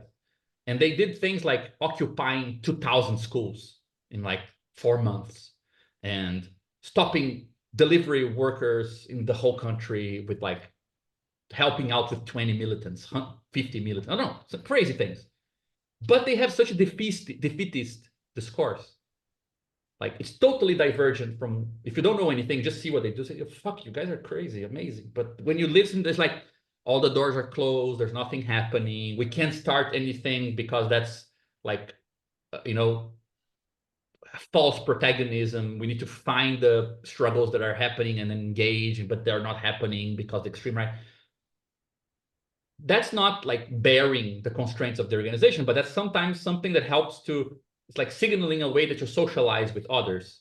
You know you went through the same experiences because you're scarred by them and kind of destroyed by them in a way. That's also a use for that discourse, which is not describing what you're doing, right? So what you want to know is, and it's not, again, I don't think it's a matter of treating it as mere ideology, because you also discovered a purpose for that discourse in an organizational point of view, right? It's not just dismissive, but sometimes it's actually affirmative. Like, yes, I get why you're speaking like that. If you were 18, 17, and you helped to occupy 2,000 schools and you made the governor of São Paulo change the legislation while you were 17, like, you probably nothing compares. Small things. Like, I get it. Like, you need to work through that, right? So I think that the core idea is, what can you do to feel the constraints of the organization as the primary thing that makes a difference? And from that point of view, you analyze other things like the organization's discourse, the militants' discourse, and so on. It won't become meaningless. And it's not like you're not going to take it serious, but you almost take it more seriously. Because if you just take it at face value, you will say, well, you're saying you're talking a big game, but nothing is happening. Once you realize what they're actually doing, sometimes that talk is very much necessary, right? So you can take it more seriously than you would at face value. So it's not there is another comprehension of ideology in all of this. And I think that what's cool about Althusser that is preserved is that people are not made in the measure of politics. People are not made in the measure of the organizations they're part of. Something needs to glue them. Something needs to make it bearable. Something needs to map the organization back onto their level. So cognitive mapping, ideology, all those things are good names perhaps for that. And that's why it's what comes out of the mouth of individuals, right? But that's not what you're trying to hear. You're not trying to hear what a single militant has to say. You're trying to hear something about these constraints, because the thing that's going to prevent an organization from composing with another is not the discourse, is the constraints, right? Like MTST and the Invisibles, they have very little in common at the ideological level of the discursive political principles, right? MTST actually is involved in one of the things that, like, pulling the rug, I don't know what's the expression, like just, getting in the way of the autonomist movement in São Paulo, like 10 years ago, because one of the main candidates negotiated with the state and so on. So they have actually not really good relations. Like, they don't have spontaneous connection. But once you find concrete things where at the level of the constraints they can actually attach, you see the discourses being less relevant, because what counts is the actual connective action. Like, it's really amazing. Like, so I don't know I think I expressed myself in a way that it's not good enough to name that, but it's also something that I think we're only starting to get to now, like in terms of, okay, this is something we now should be able to talk about. Like, it's not something we did in STP very much. And yeah, I think we're getting to that only now. I tried to specify it once more, because I think, like, how It sounds like such an abstract methodological question, but I think it must look very different in the different settings. For example, in the encounter setting, it feels much more difficult to get to the constraints. So, for example, how would you deal, or how did you guys deal Yeah, no, in that's those crucial. settings with it? Yeah, I think like I don't want to like downplay this because it did work. Like it did bring things up that were interesting. Like the fact that you have many people from the same organization describing the same elephant, you know, you do get like a different picture of what they're talking about, like how they arrived at the movement. Like somebody says it's a very popular movement, blah, blah, blah. And then the other guy says, yeah, I joined because my university teacher said it was great. And then you say, okay, it's not that popular because there's this other information. Like I think it's very it's also a possible way to approach it like this. Well, if you have many people talking about the same thing, I can like map a bit the contradictions, kind of differences between what they're saying, and something will appear which is not any of their descriptions, right? That happened. Like I think with Invisibles that happened, the first inquiry with APR that happened a bit as well. Like it was very interesting to see. Like they thought they were just gonna give us the prehistory. Well, we were students in the philosophy department, and then we started like occupying this space that was abandoned, but it was terrible. This and this happened, and we felt like we needed hierarchy and so on. So when they got to speak, and like some of them were much kind of more traumatized by it than others. So they were much more kind of emphatic about it than others wanted them to be. So when they repeated discourses about hierarchy and the importance of it in the APR organization, we had this other thing that they also said, and we said, okay, so these things might be connected, right? And then we asked them, like, do you feel like not being like that self-organized thing was relevant to what you guys are doing now? And they were like, yeah, maybe. And you could see that they were thinking out loud. So I think like having many people, avoiding contexts where people can just give you like the spiel, you know, like this is what we are and we're gonna solve this problem because capitalism. Like I think that just the surprise effect of saying, okay, but bring this down. Like how do you guys organize a meeting? Like how do you guys get to what do you need to do to be in the same place? Like and what gets in the way of that? And just bringing it to the concrete. Suddenly these things start appearing. Like you don't need to do these long processes to get to kind of recenter the thing around something which is not just their relation to the organization. Like you can there are ways. I don't say it's a method, like just do like this and it will work, but there is definitely a sensibility that works in the context of these punctual encounters, you know. And I do think that I think we did the right thing pulling the thread of these longer processes when we did, because I think it gives this bigger picture that also resignifies what the punctual encounter is like, right? But I don't think that that's a good idea for any context. I think that in some contexts, I would much more advise like, man, be consistent. Perhaps if you manage to stay on the surface level with, you know, and focusing more on what the seminars are doing in terms of putting these things to work and composing these different experiences together and just having many punctual meetings with many different things, maybe that will put us in a better position later on with more people who are engaged and willing to, you know, go in things and do more process-based inquiries. Like I wouldn't say like get out of that situation as quickly as possible into this heroic long connections. You know, I don't think that that's obviously the best thing.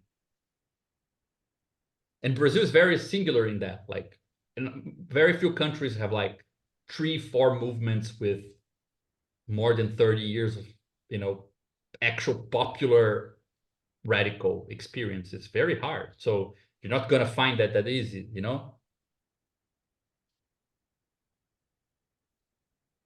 Yeah, makes sense.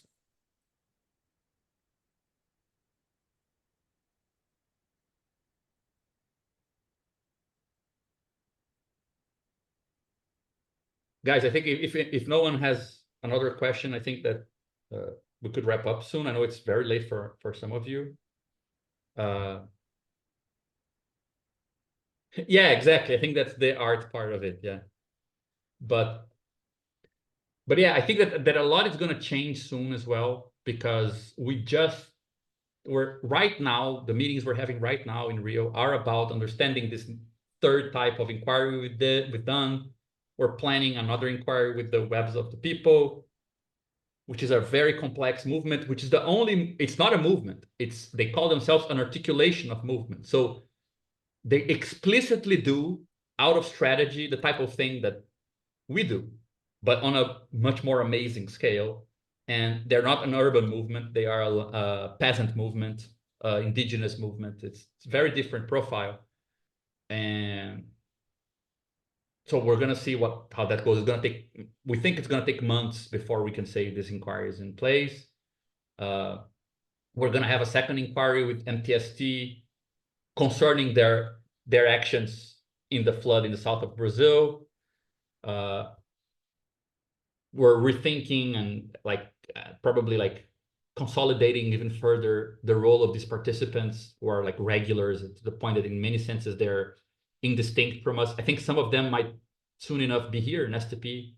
Like, they're getting very interested. They are English speakers, so they could be here. So I think there's a lot of things that are going to happen. And I mean, I think now it makes more sense, the idea that the book could finish with the inquiries as a practice. Like, it really does complete the arch from the things we said we would put in the book and this thing. And it does make, I hope it makes more sense why we think the book being out there is a concrete object that could help set up things like this. Like, because it both validates us individually, say, look, I'm not here on my own. I'm actually here with this whole group that's behind me. So if there are not that many people in a town, at least you're accompanied, even if you're like in a small group. Yeah, the good news of technology. Yeah, exactly. So I think it's good to see this whole arch, because I think the book also fits nicely inside of that, rather than like it's just the end product in itself, right? You can have you can connect it to this type of thing if you want to, hopefully.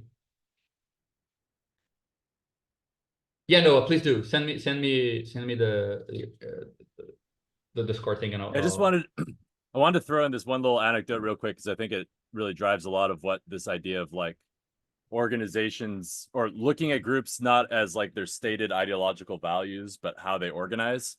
So during Hurricane Sandy, which was right after Occupy, so this was like 2012, this huge hurricane on the East Coast, and there was enough Occupy infrastructure left to kind of do a version of what MTST did. At one point, there are stories of anarchists directly working with U.S. Marines, offloading supplies to communities. And I think that, like, when we're talking about like the potentiality of what that means, like, these are those moments where like we're in a crisis, not of an organization, but of the world, such that like, yeah, precisely that question of like the ideological value. You might be working with a Marine that's like rah.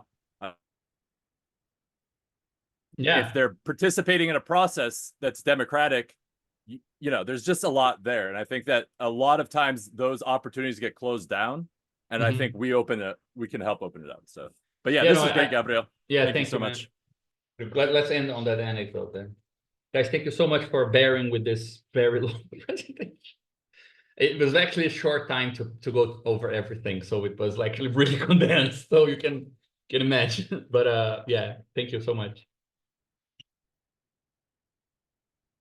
See you all. Later. Thank you. Bye-bye. Bye, y'all. Nice meeting you.